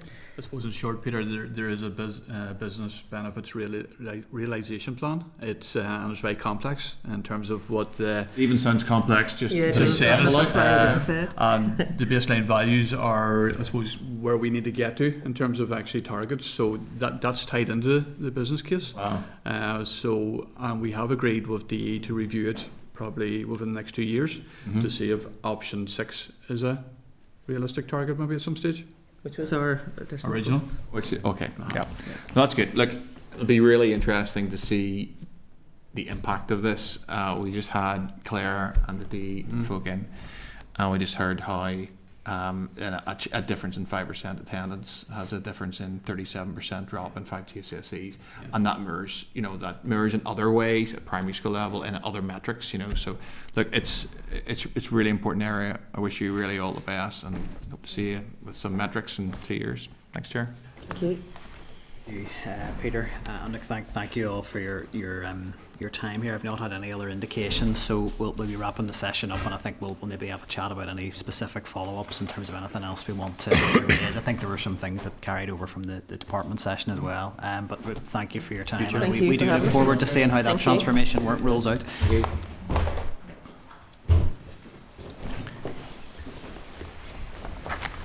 So just while the witnesses are making their way out, can I just do a quick check-in on any actions arising from both those sessions? If there's anything that you've made a note of, Clark, and then if anyone else wants to bring any in. From DE, I have the question: when will the review of the attendance strategy conclude, and that the committee has an interest in the cessation of prosecutions? What is the evidence of good practice and effectiveness of that tactic? You said you were going to feed back to some principles about matrix. Yeah, it's the codes that principals can use. So I think we got an assurance from the department there they were going to bring in a code to reflect emotional-based school avoidance, which I think will be welcome. So, and also the committee asked that the department share the HERO programme resource and the number of downloads that's had. Yeah. Okay. Anything from the EA session that we'd want to follow up in particular, Michelle? Maybe even just from both. We want a little bit more on the prosecutions. I know there's circumstances where that perhaps isn't inevitable at working. I think they suggested there that it wouldn't be something around saying. I would like to maybe get a breakdown of just what circumstances they go for a prosecution, just to get a picture of that. Maybe even something on the cost. I mean, the costs might be quite high for those kind of court cases, and I think it would be difficult. There's a bit of a power imbalance there, isn't there, where there's families on the other side of that maybe not have the means to defend a court action. So just a wee bit more on just what the extent of that is. I know they said it was like 50 cases, but just a wee bit more of a deep dive. Agree maybe to get a sense of how many are in the system, what the average cost of a prosecution is, and maybe some sense of how those decisions are made. What's the process? Yeah, go a wee bit further on that, especially with the saying. Like, does that mean that it's if you have a statement? And those things ones that don't have the statement, and if we're talking about saying transformation, and if the minister wants to move away from never having statements, this just in case it is. That was why I used the phrase on the SEN register rather than a statement, because I think it is important that to try and identify that. So look, I want to be clear. I think it's important the committee is clear. I think we attendance at school is absolutely essential, and we've had a lot of evidence today around the absolute benefits around attainment of attendance, and I think that's important. But I think just it's the power imbalance bit that just makes me a little bit nervous, especially when we hear about magistrates' courts being used. You know, a magistrate court's hearing, you're in and out in 5 minutes. Does a family who've been prosecuted really have an opportunity to provide a defence in what can be hugely complex situations there? So it's really to get more information. That would be my perspective. And I'm not. I guess I'm no more comfortable with the idea of it. I don't think anyone would be in some ways, but from what we've heard, and I don't know whether this is information that really they're going to be able to provide, or whether it would take a session of some description to look at this. But it's, you know, if we're going to get, you know, how many of these people have statements and so on, you know, we probably need to know the context of how many other attempts have been undertaken to try and engage with these families. You know, because if what I was hearing there was largely, look, this is often a case where they have tried every other avenue, and families, with those softer approaches, families are not engaging in some cases. So I guess if we're going to question the approach, we probably need to understand the context of what other approaches have been tried up to then, and whether they have any information around, you know, of those 50 families.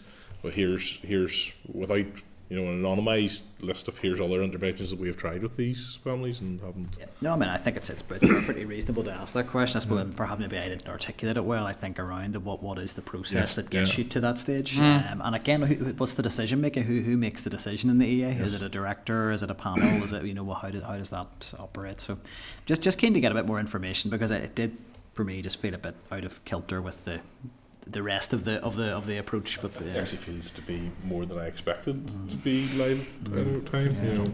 Do they? I mean, maybe I missed it. Do they not have a statutory duty? Is that not where it comes from? I think that's the well, they don't have to prosecute anyone, but they have it's a statutory power that they have. They have a statutory power. I mean, I think that's the bit that for me felt a bit jarring. It was like, our statutory role is to prosecute and to issue enforcement orders. We're transforming the service to deliver a child's rights-based approach. To me, it felt an odd sequencing. But It'd be useful, Chair, just to see, and David's a tease it out, to see what the timeline is for that. I suspect, although I have to say, 50 sounded high to me as well, but I would suspect that's at the end of a very, very long journey in terms of engagement. And you know, and some teachers said this meeting recently, and Pat used it in the committee there. I mean, some parents, and it's appalling to say it, some parents maybe don't care if their children go to school. You know, I don't know, and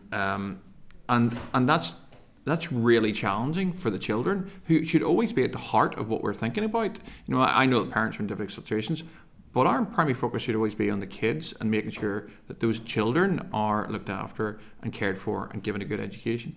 So I suspect, very happy to get those figures.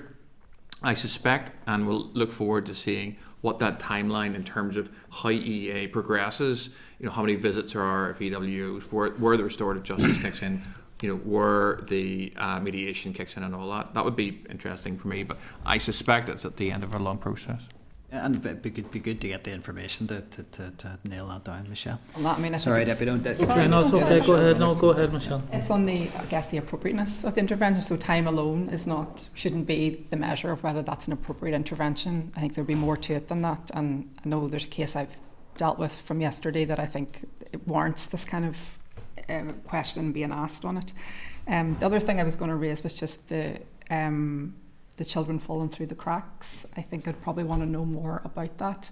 The answer was concerning around that, and I want to get more visibility on just, do we know how many kids are falling through the cracks? Do we know where kids have been listed and have moved on? I would just think we need more data and more information on the extent of that, and what work is happening. There's clearly work going on and people are aware of the issue, but I think we'd want to get some assurance in just how that's progressing and the scale of that issue as well. It's a serious safeguarding concern. If there's anyone overarching in the executive looking at sort of MOUs or so on that are required, because I don't know, it feels like something that like this is not. I know it's maybe escalated, but it's not a new issue as such. You'd think that some of those sort of MOUs so on would already be in place. I don't know, you know, maybe be reasons for it, but maybe someone looking at that in an overarching way to see how we join up government in that way, particularly on an issue as serious as safeguarding. We're definitely all agreed. We'll get some information on that. Deputy Chair. Yeah, just on that point I made about our parents who don't go or don't care whether their children go to school or not. And I mean, I wasn't using that as an argument for prosecution. You know, there are parents who have challenging situations of their own. You know, single parents, substance or alcohol abuse or whatever, and need support and help themselves. So it wouldn't necessarily help the child to trail a parent into court. You know, so. Yeah, I think that's you know, it's a difficult and challenging situation. Yes. I mean, I'd say there are very few parents, just in the normal run of things, who don't care whether their kids go out to school in the morning. You know, but so anyway, absolutely, and I think that's why. I think that's why it's important to ask the question: do we have an evidence base that this is actually an effective intervention, even if we are just looking at the sort of black and white? Getting kids to school, I'm not sure. Point to raise about outcomes is important as well. Is it? I mean, I'm not. I don't think against using that if it's the very last option. But if the outcome is basically you're going to fine a parent who can't pay a fine, where is it really brought us? You want to be able to sort of force some kind of interaction, but I'm not sure. You know, a fine or the likes is going to be helpful anyway. And there was also, I think they said that homeschool children aren't on the school system, which I thought that even if you had, if you were homeschooling, there was still a requirement that the curriculum be delivered. So they're completely off the system altogether. Yeah, that did seem to be the implication, and again, it was also alluded to at the beginning of the department's presentation that there is a rise in the number of children being home educated. So again, I think just to maybe get a bit more information about just how that education is monitored and to ensure that children are getting the access to the curriculum would be important. There's an awful lot in there, and I think we should probably keep it under review for a further briefing on all of this to see how this work progresses. But does that close that off at this stage? Okay. So that brings us then to item 8 on the agenda, and regrettably could be an item that takes a bit of time. So that we'll I'm open to suggestions as to whether or not, if we're not able to do it justice today, if we do move it on. So item 8 is the Relationships and Sexuality Education Inquiry, and it's an opportunity to have a consideration and analysis of themes. So if you refer in your packs to page 62, there is a summary of the citizens-based survey for both parents, teachers and children and young people, and then also in tabled papers there is a further breakdown of some of the themes that have been identified as having emerged from the inquiry. So I'll probably fairly quickly hand over to the clerk to speak to that, but just from my perspective, a couple of initial observations. I think first of all, the survey data, my initial look at it does look that it may prove difficult to analyse, as there's a high volume of questions that people have chosen not to answer, and we have a very high volume that have gone in for sort of free text responses, which is going to be a bit more of a challenge in terms of disaggregating that and putting it into a report. But we can deal with that as we go through the process of preparing the report. But I think maybe what we may not have time to do today is to have a detailed consideration of the specific themes or recommendations that are likely to emerge out of this. But what I would quite like to do is get a sense of the committee's view on where we would like to end up, and I'll sort of put it out there as a fairly binary choice. I think we're all clear that we had a process of looking at all of this evidence where there was not agreement on every issue, and on the issues where we didn't agree, some of the disagreements were quite profound, but there were areas where we did agree fairly unanimously and fairly consistently. So on that basis, I mean, I would suggest we need to make a decision, and I think this will help the clerk and her team in terms of how to approach the framing of the report as to whether or not we are looking to deliver a report that finds the areas of consensus and notes the areas where we didn't, but makes clear recommendations where there was consensus, or if there is an appetite to maybe to bring forward a report which reflects a majority view on the committee, but which would require a division. And I think we're all clear on the issues where some of that might lie. Now, I think we will need much more detailed discussions around all of the detail on this. So I'm happy just to open it up before the sort of clerk speaks to some of the maybe next steps in terms of the process for developing this report. But I'm happy to open that up. My sense is that our time will have been better spent if we can produce a report where there is consensus, and that may mean we don't cover every issue, and I think we should note the issues where we didn't agree, and I think it's important for all of the different views to be represented on that basis. But I would be keen to see where there was consensus that we deliver something constructive, and I would be keen to, that if we do, arrive at bringing a motion to the Assembly, that we are bringing a constructive and consensus-based report. That would be my position on it, but I'm happy to open up to members. So, Deputy Chair first. Well, I would concur with what you've said, Chair. I mean, given the length of time we've spent on this, I mean, in my view, it wouldn't be good to go into the Assembly to debate a motion which we know is going to divide the House, which divides the committee beforehand and then the House afterwards. So I would go along with your view on it. Yeah, 100% with Pat, you've said yourself. Just even last week in my own constituency, that mis and disinformation started to go out, and like a number of parents contacted me thinking that not the 4 or 4 to 8 year olds won't be taught about self-gratification and all of that stuff all started again. So I think we have to, if we get a real positive response to this, whether it is a motion just to get that what it actually means, RSE, I think that's going to be very important to this mini inquiry. Any other members want to express a view on this stage? Because I think it's important. We probably do need to set out what our aim would be, so that we don't. I really don't want to send the clerk and our team off on a mission to produce something that everyone come back to say, well, actually we can't say. Could I just come back in? I mean, we all know the issues that have been contentious, and I suppose the issue around agreeing a report is going to be around different parties compromising on different issues. But if we agree beforehand that we want an agreed report and a motion going to the Assembly that we can all support, then I think we can work through those, whatever difficult issues there were. I would say, we'll deal with it in more detail going forward, I'm sure, but I think it's probably preferable that having spent so much time on it, that where we can arrive, people know where we stand and know that there are issues on which we'll not be able to agree.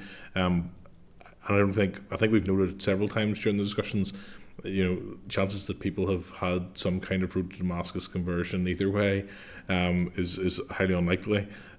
So I think we're best trying to identify those areas that are important and that we could come to consensus on and have largely been agreeing on. I think that's probably a positive approach. Yep. No, thanks, Chair. I concur with other members of the committee. My preference would be for an agreed report. I haven't had any particular Damascene conversion, but one thing I have noticed in terms of as the committee has debated stuff is the importance of RSE.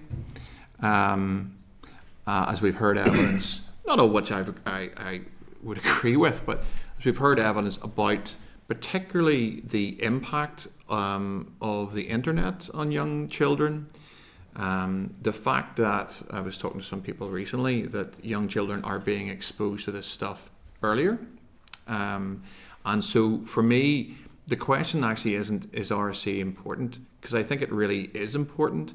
But that sort of, and we're talking about in particular Key Stage 1, and so that's the wee kids, but RSE at Key Stage 1 is about friendships, it's about values, it's about respecting each other. And those are all things, no one's going to divide anything. There are things, so for me, I think where I have developed in this area is that I actually think, this is really important, it's important to get right. We'll not all agree on all these things, but there are definitely things that we can agree on, that we would all agree are important, and we've heard some of those over the course of the committee. So, I think we work towards getting an agreed report if we can, and then an agreed committee motion. Yeah. No, that's helpful. Michelle, did you? No, I mean, I totally agree with what everybody has said, and I think, building on Danny's point, that a good constructive report, an opportunity to have a conversation in the chamber about RSE that is representative of how important it is, and resets people's understanding of it, I think, is really important. And if we can then show leadership on that by coming together to agree a report, I think that's a really positive outwork. And young people have told us how important it is, and I think there's a responsibility on us to do justice to this with whatever report we come up with. So yeah, no, I think the suggestion you've made is the right one. Don't think there's any disagreement at this stage. The challenge will then be finding those recommendations. But I think we are all clear roughly on the shape of those, and to put them out there. I think parental engagement, support for teachers, support for boards of governors, and then the issues that probably are some of the more justice-facing issues, perhaps you might say, the consent, the law, and then into the safeguarding and online space that Peter's referred to. I think that has consistently come up as the areas we've all agreed on, and if we can land on recommendations in that space, I think that would be very positive. So I'll just ask the clerk to speak to sort of next steps briefly, and then we'll move on from there. Okay, so the committee had initially separated out, when it decided its terms of reference, it had established certain themes: curriculum integration and content, policy implementation and school compliance, resources and support for RSE, teacher training and external providers, monitoring and evaluation, stakeholder engagement and inclusivity, legislative and rights-based considerations, then the impact of the withdrawal policies, which is where all of this began really, and violence against women and girls. So there's a table in your table papers which delves into the all of the oral evidence that was heard, and seeks to find sub-themes, to organise some of that material. So you can see that, sure, if you have that before you. So things like under curriculum integration and content, you would have that it was mandatory or scientifically accurate and inclusive content. So members might want to think about what it is that they can agree in relation to that. And the table that we've provided you refers you to the contributors that particularly focused on each of these topics.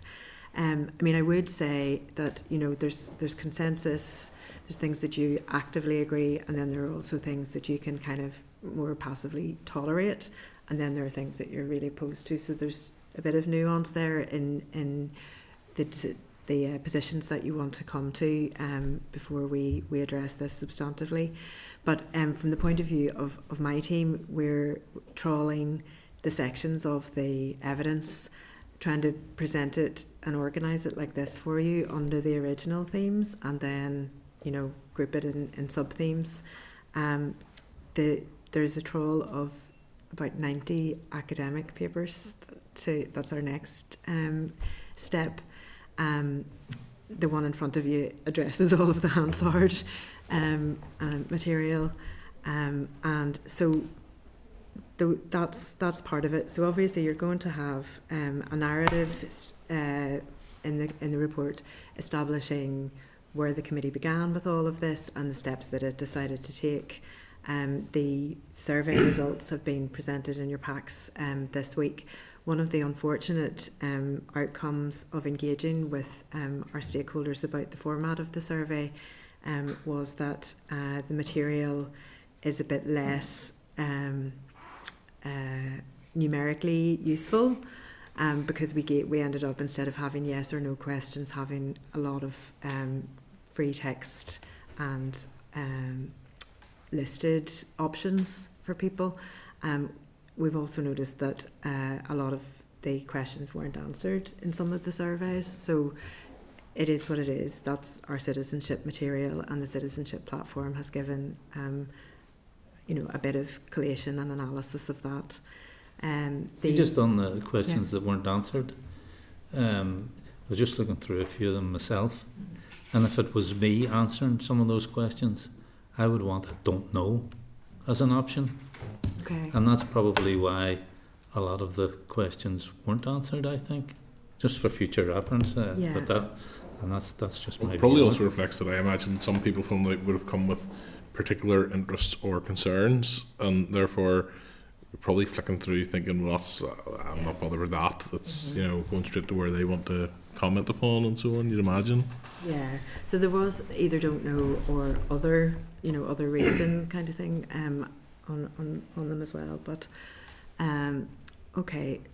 So in terms of so there'll be the narrative, there'll be the actual material, and we would like to get through the academic material and just present themes, because the academics were to represent the broader, like a top level, the terms of reference, namely what the provision is in Northern Ireland, what the provision is elsewhere, what's international best practice, and that gives, you know, a level of comparative material.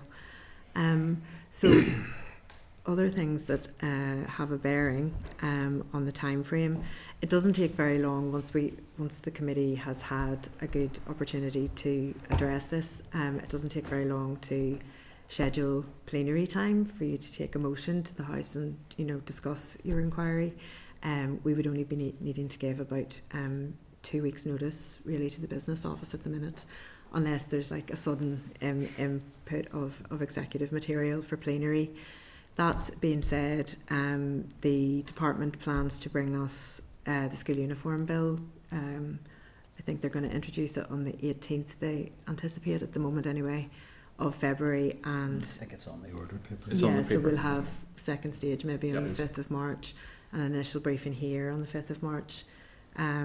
So that then brings its own timetable and adds to your forward work plan.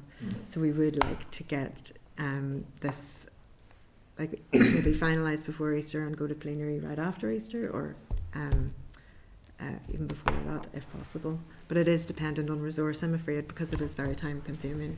Well, if I could just come in there, and I want to emphasise, you know, that you know, I'm very mindful of, you know, the size of your team to deliver this, and I would just ask for members' patience with that. But I think if we aim for before Easter for the sort of presentation of those initial themes to then help us finalise the report, I think that would be a reasonable timescale if members are. And our members agreed that you would want to go into private and have a good chew over those before presenting your findings. We'll need to give it some significant time to because you want free and frank exchange of views and all of that. Great. Is that okay, Chair? No, we've had pretty free and frank in the committee all the way through the RSC inquiry. So that's great. And look, I appreciate we are a wee bit up against it with time today, and we did all we could to try and get those two briefings heard together, but it just wasn't deliverable, unfortunately.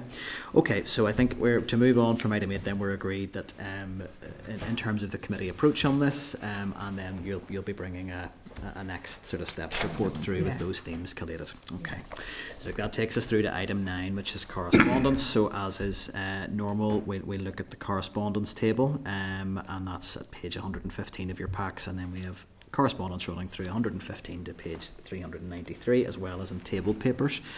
So I'll just draw out the ones where I think maybe need a committee steer.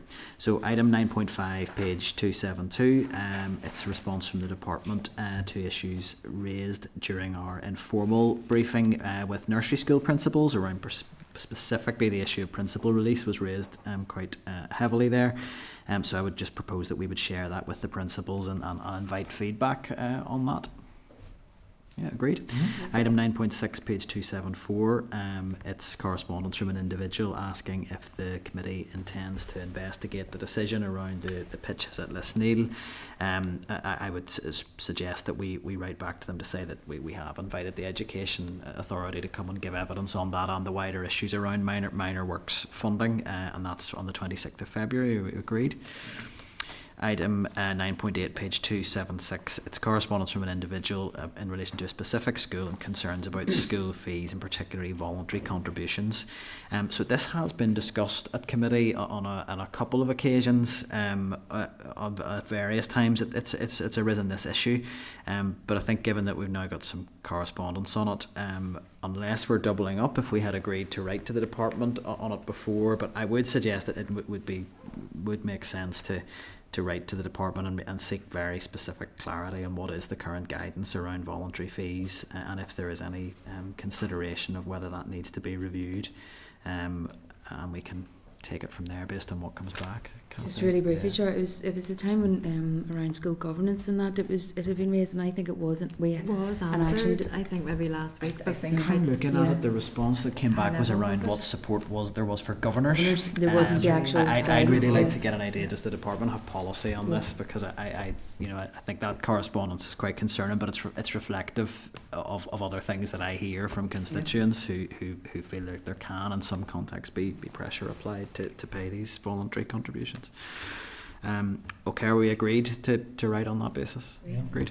Item 9.9, okay, I'm just going to raise this very quickly as a shameless plug for the APG on parental participation in education on the 18th of next week at 1 p.m. By Zoom. We're going to be hearing from Smartphone Free Childhood. We'd hoped to get the department in on some issues, but weren't able to get that secured. So, but I think the issue of smartphones and their role in education and any of the parental concerns there, I think, is a good one. So please, members, do consider attending. Item 9.10, page 278. It's a response from the Executive Office on issues raised by PPR in relation to the assistance with school enrolments for children living in asylum contingency accommodation or housing executive temporary non-standard accommodation.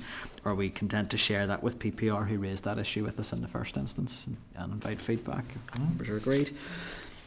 Item 9.11, page 280. It's a response from the Minister regarding Irish medium education sector's needs, particularly in relation to SEN.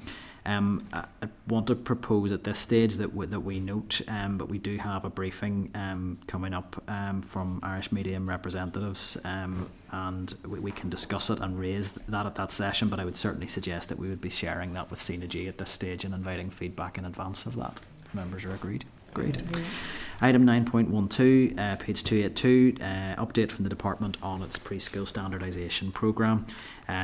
So, I mean, I'm proposing that we note at this stage, we do have a briefing coming up on that issue specifically on the 9th of April, which we can discuss unless any members have anything else they want to raise at this stage.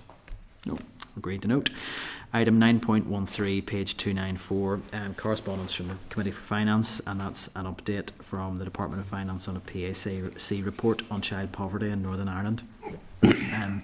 And I would think at this stage, I would propose we note, we should probably bear it in mind for our meeting next week, as we're looking at the Children's Services Cooperation Act, as it does raise some issues on that specifically. Are we agreed to note at this stage? Mm-hmm. Item 9.15, page 348, it's a response from St Mary's University College outlining how RSE is embedded in the initial teacher education programmes. I would suggest that we add it to our inquiry papers at this stage, just for reference for that, if members are agreed. Right. Item 9.16, page 351, it's a response from the Office of the Commissioner for Public Appointments for Northern Ireland on possible conflict of interest stemming from the appointment of a sitting elected representative to the chair of the Education Authority Board. So we're familiar with the background to how the committee ended up writing to them. So it effectively, to summarise the correspondence, it is there is no commissioner in post, and effectively they can't really comment, which we suspected may well have been the reply coming back. So I mean, I think in terms of the correspondence itself, I would suggest that we probably don't have a lot we can do other than note that, but I suggest it might be an idea for the committee to write to the Executive Office and to the First and Deputy First Minister just to ask for an update on that appointment and to indicate sort of the background of the committee's interest in that appointment given that particular issue that's come to the committee's attention. Would members be agreed? Agreed. Great. Item 9.17, page 353, it's a response from the Department of Education providing an update on its engagement with the Gillen Review Advisory Committee. I mean, I would want to suggest that probably we note at this stage, other than there was one that was noted, and I'll just bring it up. Actually, it was the item action 181 that was noted by the department there. I'm just going to open that up because I did want to check if members wanted to raise anything on that. And it states it as a completed action that the department should address the need to include in the school curriculum for disabled children, children with sensory disability and those who are members of marginalised communities, sex education designed in a culturally sensitive manner on matters such as consent, personal space, boundaries, and it lists a whole range of other things. those are things that I'm not aware of as have actually been explicitly referenced in the curriculum. So I would just really want to, and given our discussion on RSE we've just had, I wouldn't mind just going back to the department if members are agreed to get some clarity on just what was done in that space and why that's marked as completed, because it certainly those aren't themes necessarily I would be familiar seeing in the curriculum. Would members be agreed, or does anyone have another view on that? No. I think a lot of those things we covered off. I agree with you in putting it explicitly, but if in terms of LLW and all that stuff is on the CA website for teachers to access should they wish to. I suppose it comes, Chair, to the fact that we do have that level of flexibility and that concept trusting teachers to teach what they feel is appropriate and so forth. All that stuff's on the CA website, and I assume that the department, it's fine if we want to write them and work it out, but I would imagine they would come back and say, well, look, this is covered in LLW and that will cover all those issues. But that may well be the case. So it's just the reference that it's in the curriculum. I'm not sure if it's explicit inclusion. So are members agreed or? Yep. Okay. Yeah. Item 9.19, page 365. It's a response from the Department of Education on school governance, restraint and seclusion. I'm going to propose that we note, I think it arose out of the briefing we had on school governance, I think where we maybe anticipated more on restraint and seclusion. I think there is a bit more information given, and we are assured a briefing will follow when some of the work has progressed a bit more. So if we're agreed to note at this stage. Item 9.2, page 370, it's correspondence from the Speakers for Schools seeking the committee's support for a future event they're planning for students to access work experience in Parliament buildings.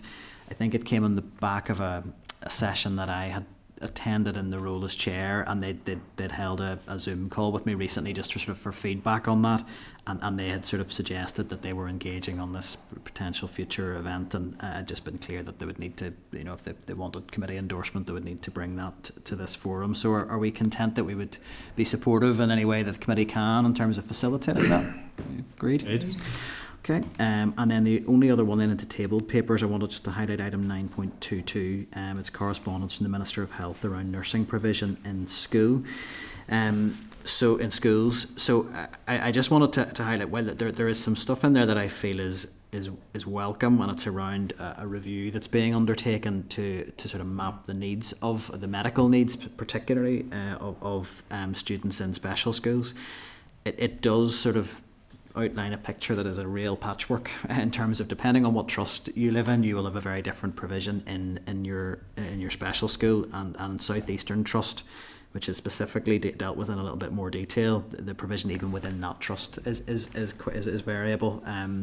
So I'll open it up to members. I have a few thoughts on maybe what we'd want to do with it. Kathy, I know you're indicating and have an interest in this. Yeah, Chair, I'll be honest, I find that correspondence back hugely frustrating. It's just the same old story of it passing the buck, and it's going back and forth, because it mentions there in the correspondence about the responsibility being on classroom assistants as well, which is just, it beggars belief at times. The thrust of the correspondence as well is making it sound like things are on hold, but that's not the reality. It's not. It might be in a couple of cases, but for Knockhaven in particular, things are not on hold.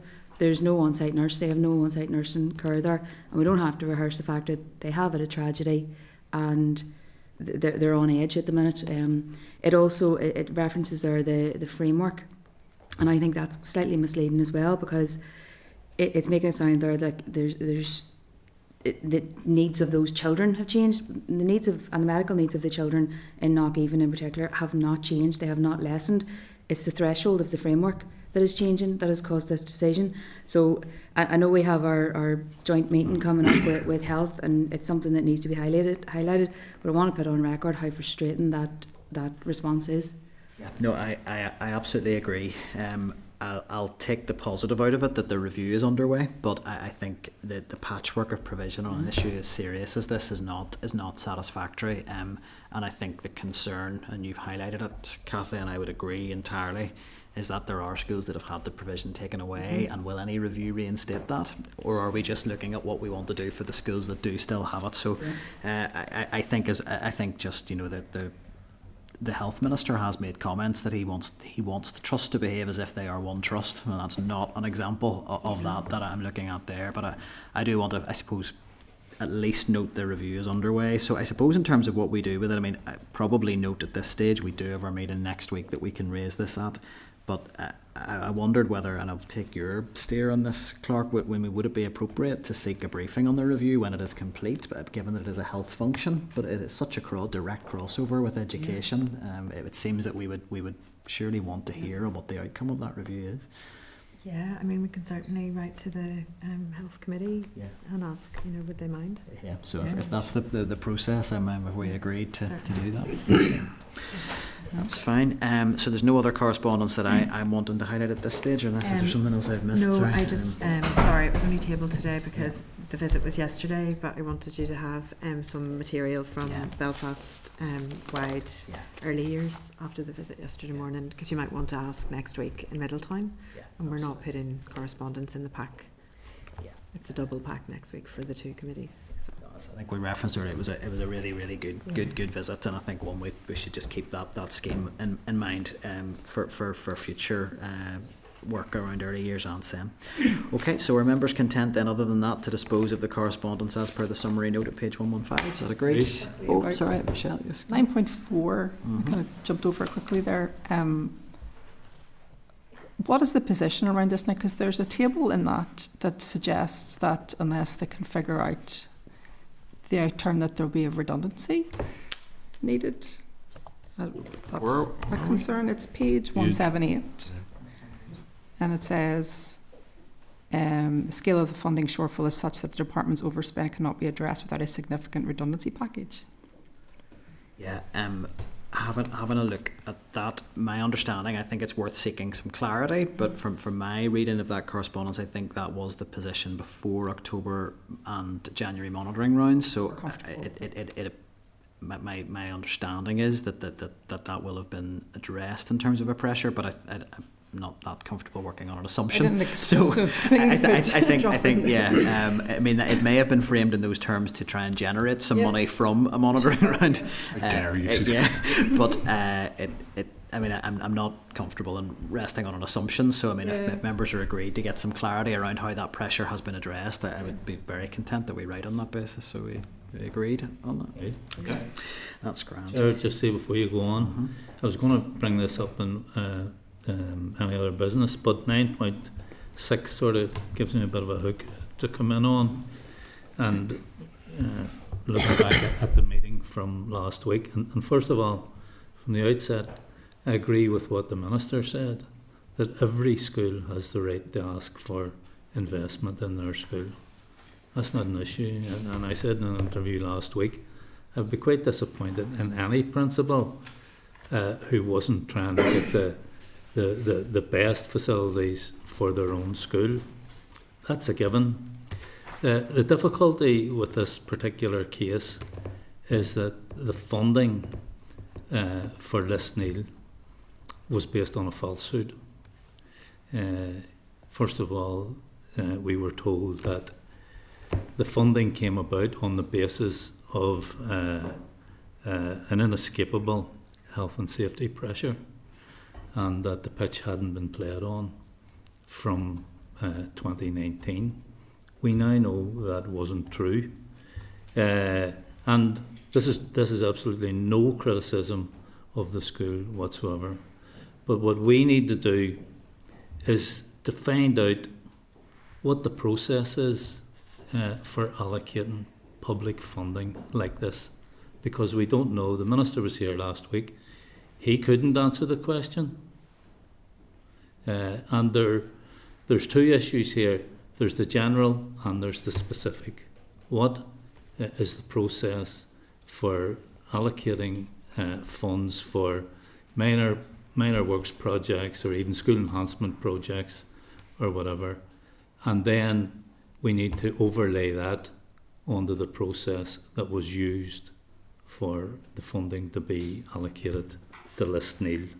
So the other question that we need to ask is, by virtue of the fact that the department gave £29 million to the Education Authority for minor works projects, we need to be asking, how does the department hold the EA to account for the spending of that money?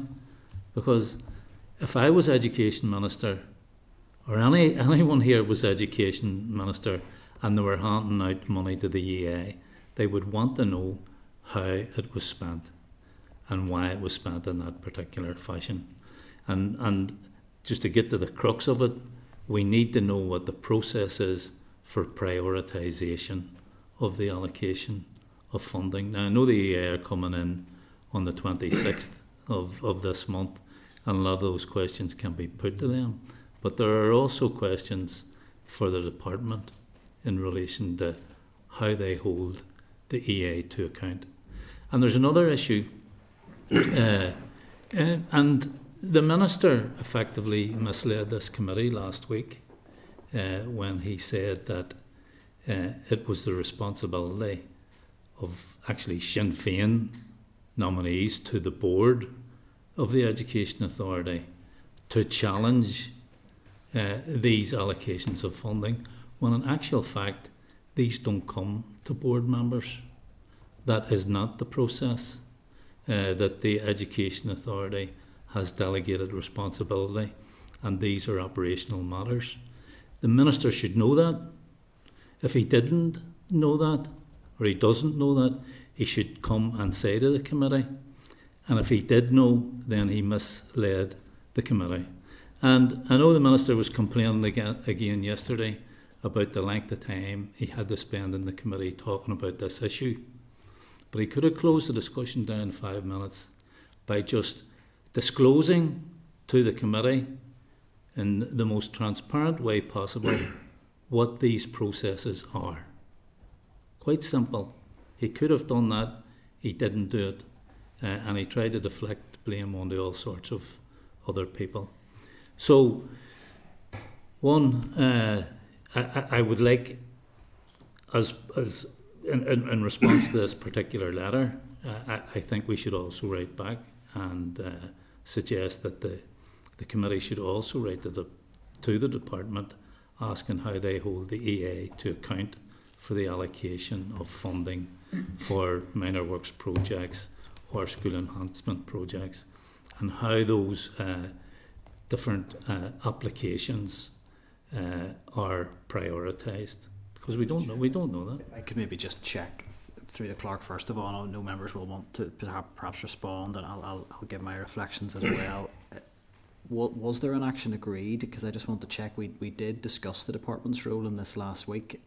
Has there been engagement with the department on this? Because I mean, I agree that the department, who we haven't had a capital briefing from, despite asking up to this point, it would be good to have the opportunity to hear evidence from them on this as well. So it's just to check if that was taken forward. So the letter to the EA has gone, and it is about. Sorry, there's a range of things.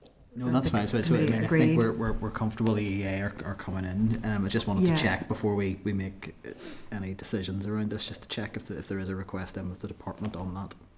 No, I don't think there's a request in with the department, actually. No. So, Deputy Chair, you're proposing a briefing from the department, and fairly urgently, on the capital processes. Yeah. Okay.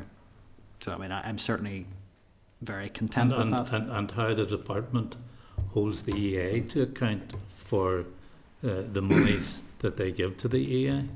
I'm certainly very content with that. I'm happy to hear from other members. I do think, while there may be different views on the amount of time the committee has spent on this issue, I was struck by the lack of curiosity the Minister seemed to have around how the EA spent money in this regard.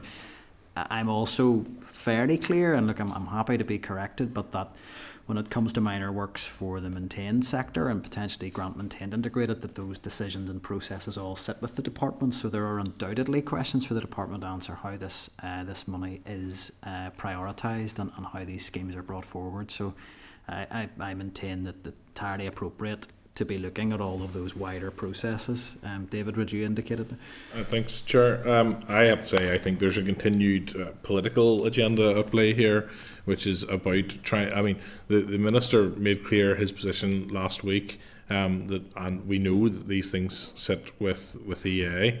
The Pat's position here seems to be that the Minister should be responsible for what has been and be able to speak to authority what has been delegated to EA, but the EA board should not be asked to be responsible for what is responsible within its own organisation.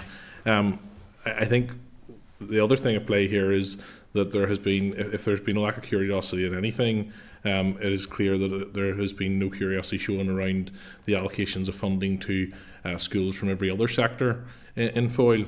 And that there seems to be a continued and sustained focus even today on one school, and any of us who listened to the Nolan show this morning will have heard the impact that it has had upon that school, upon that school's principal. And members can sit here around the table and in the chamber from now and however long they wish to drag this on for and say, oh no, it's not about the school. It's clear the school thinks it's about the school. It's clear the principal thinks it's about the school. I think that many people out there will see the agenda here for what it is. They will see that agenda for what it is whenever we see what funding has went into other schools in the area from other sectors, and we'll see that it has been a sustained focus on this one school, on this one project. If I could just come in, as my understanding is the proposal we're looking at here is about the wider processes. So I don't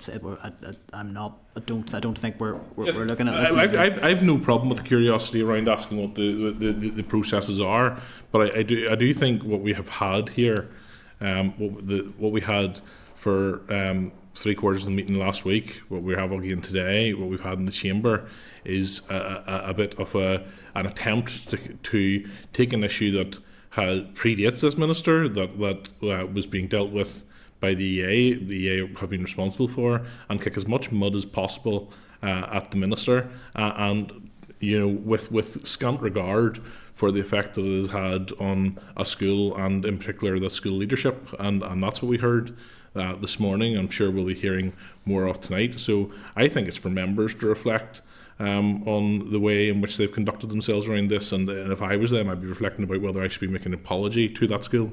I'm just going to come in just briefly. I don't, and I've got your indication, Danny, and please anyone else indicate. I don't think, given the hour, that we want to have a long rehearsal of these issues. I think for me the question that is on the table here for discussion is: does the committee want to look in more detail around the scrutiny processes around minor works in terms of capital investment in schools? My sense is that absolutely the principal feels entirely in the firing line, and you couldn't have failed to listen to that contribution this morning and feel for him on a personal level. But I think that does not mean that if there has been an issue around confidence in how this whole system, I'm not talking about confidence of the Lisneal decision, confidence in terms of the whole system and principals across Northern Ireland are saying we genuinely don't know how this system operates. I think it remains entirely appropriate for the committee to look at that. So with that in mind, the proposal is that we ensure that, as well as hearing from the EA, we hear from the department on this point. And I think probably given the time we're on, I would be keen to bring it to a conclusion if we are agreed or not agreed. And Deputy Chair, briefly, because I did give you a long time to speak on this, so briefly. Fairness, thank you for that. Yeah. There are a number of issues around this case, and it came into the public domain. If there are other similar issues come into the public domain, they should be treated in the same way.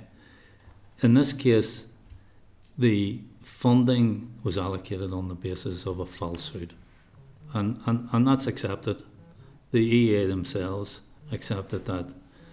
Secondly, because the school had met so recently, or so close to the allocation of the funding with the minister, with two ministers in fact, that raises suspicions that there was some intervention. And I would also ask, Chair, that we seek the minutes of that meeting that took place, because as far as I understand, it is the case that minutes should be taken in any of those minutes. And in fact, there were two ministers there. I mean, well, anyway, that's the minutes of the meetings, or the minute of our meeting from last week. So the issue itself. No, sorry, the minutes of the meeting between the two ministers and the school, Gordon Lyons and Paul Given. So look, keen to simply because of time and because I have another meeting that I am going to be late for any minute now. So I mean, I'm going to have to bring things to conclusion, or we'll put the deputy chair into the chair. I think, and genuinely, I will have to leave very briefly, very quickly. So Peter, very quickly, Danny has indicated, and then I think we need to just reach a committee decision on this. Okay, just very quickly, and just to correct a few things that Pat said there. Again, I'm happy with the having a look at how minor works are attributed within EA. I have no issue with that. Pat mentioned SEP. SEP is all on the department's website. You can go and look it all up, and all the schemes are there. In terms of the minister's claim around the EA board, I've got corporate governance up here, and I'll just read out the line. The EA board displays leadership through example and holds to account the corporate leadership of EA with the expectation of the highest standards, public service, values and administration. And there's a nice diagram to show that actually operational EA decisions flow up, and it is, he was right, it is the EA board has to hold the leadership of EA to account for the decisions they make and the operationality below that. So he was right. In terms of suspicions, we can't entertain this, I mean, there's, and I made this point on Sunday, there's been significant investment across Northern Ireland in other school sectors, and in Foyle alone, 7.6 million in related work in pitches of this type. I mean, on the basis of a falsehood? Well, this has been live since 2019. EA corrected that statement. EA accepted that the pitch had been played on. So that's not. I feel that this is being targeted towards. I suppose they were saying there was a risk of serious injury if it was played on. EA said that. That was definitely not the minister. Intervene here, 'cause I'm not sure that we're going to get any further with withdrawing the conversation out. I think it is clear, and I think both sort of sides of the argument in this room have had the opportunity to air their views in relation to whether this is a very unfair focus on one particular school or whether it's around wider issues. If I could try and just bring some order to the discussion, because I think everybody had the opportunity really to say at length what they wanted to last week on this issue. For me, what matters is, are we doing appropriate scrutiny of how the department spends money? So I'm just going to put it out there. The proposal is that we hear from the department on the issue of the prioritisation, the identification of minor capital works projects. I'm very happy to endorse that proposal. We are hearing from the EA, but also, I mean, if we look at the wisdom not to hear from them first and see what. No, I mean, absolutely, and I think it's highly unlikely we'll have the department in before the 26th. But I do think it is important to note minor capital works, as far as I understand it, in the maintained and grant maintained sector sit with the department. So it is as many schools, it could be in the mix for that. And I think we have a duty to ensure there's public confidence in the wider processes. And I suppose if I could just ask, are we agreed on that point? And I am happy it is clearly on the record there is very, very clear disagreement on the other issue around the role of Lisneal and the Minister on that, and parties can follow that up through appropriate channels outside of this forum. So are we agreed on the proposal to hear from the department around the scrutiny processes for minor capital works? Agreed. No, agreed. Not agreed. Personally, I'm not agreed, and it's on this basis, because I do think I need to explain on what basis it is. It's not for lack of scrutiny, and I'm more than willing to listen to proposals to hear from the department after we've heard from EA. Dave, can I be clear? There's been no sequencing discussed here. I think it's the principle of, do we invite them? Have I misunderstood? I just think a lot of this. I think a lot of this could be cleared up essentially by the briefing with EA, and I feel that the only reason therefore to have this the department there, and again is again for another charade and another showcase, I think. But I'm going to be very clear as chair of this committee. I have no interest in a charade on any issue being delivered. I am interested in scrutiny of the department. If as I understand to be the case, and I will bring you in, Danny, if as I understand to be the case, that if you are a school in the maintained sector and you have a minor unavoidable capital works, that decision rests with the department. The idea that we should not be asking these questions of the department does not hold water for me. So, and I'm not sure how we can arrive at that position that that's reasonable. And I want to be clear, I have not mentioned Lisneal in that sentence. I'm raising an issue around confidence in how public money is spent, because it is clear confidence has been damaged. And that is just in terms of how this issue has played out, and I think the public expect this committee to do the due diligence that's required on that. I'm not asking for an investigation into Lisneal. I'm asking that we take a look at minor capital works. Well, the focus of that particular discussion will remain to be seen, and we shall see it. I'll bring Danny in, because I know he has been trying to come in, and then I think we need to make a decision. Thank you, Chair. It was just before all the back and forth. I was just saying, like, it is our role to do scrutiny. It's important that we hear from everyone, and there is questions that, like, we didn't get to the bottom of. Like, I would like to hear what the options even were, even around, regardless of the school, of how you get to that position or pitch then gets upgraded. Because I was asking a very simple question: why do we need spectator fences? What does that mean for the EA to be funding that in the first place? But I think that's a wider question of scrutiny from a minister or his department official. That's all I wanted to say, and I need to hear it from those investments. I would agree are not going to be limited to that one school. There have been upgrades and replacements of pitches across Northern Ireland, and that was covered this morning. That is my position, and I hope members can understand that I have no interest in shutting down discussion. But I think our positions are clear. The question is, do we want to hear from the department? Now, David, you'd said that you don't. I'll not divide the committee on it. I've registered my own position on it, but it's just I don't feel necessarily that it will remain to see how that session goes. That's all I'll say. Okay. Thank you, members. So that I think takes us to item 10. That's closed correspondence off. So item 10 is forward work programme. I'm going to just ask members to note that at that stage. I don't think there's anything of note that has changed there that we need to discuss if we're agreed. And then item 11 is any other business. Pleased to say we have no other business that has been raised. Anybody raised the issue of funding? Okay, sorry. So I mean, I'll maybe just ask any other business. Ask the clerk just to speak to just one brief issue from earlier in the session, and then we will close that. So yeah, just for your information, the media have asked about the closed session earlier, and it is usual for committees to decide if they wish to decide to do so, to go into closed session to talk about their working or anything that's sensitive or anything that's in the course of development. So to be clear, we had a discussion around how we conduct our meetings in terms of timings and orderings of contributions, which was highly procedural in nature. So that was the nature of that closed session. I wonder nice to know somebody's watching. I know it was probably not as interesting as they may imagine.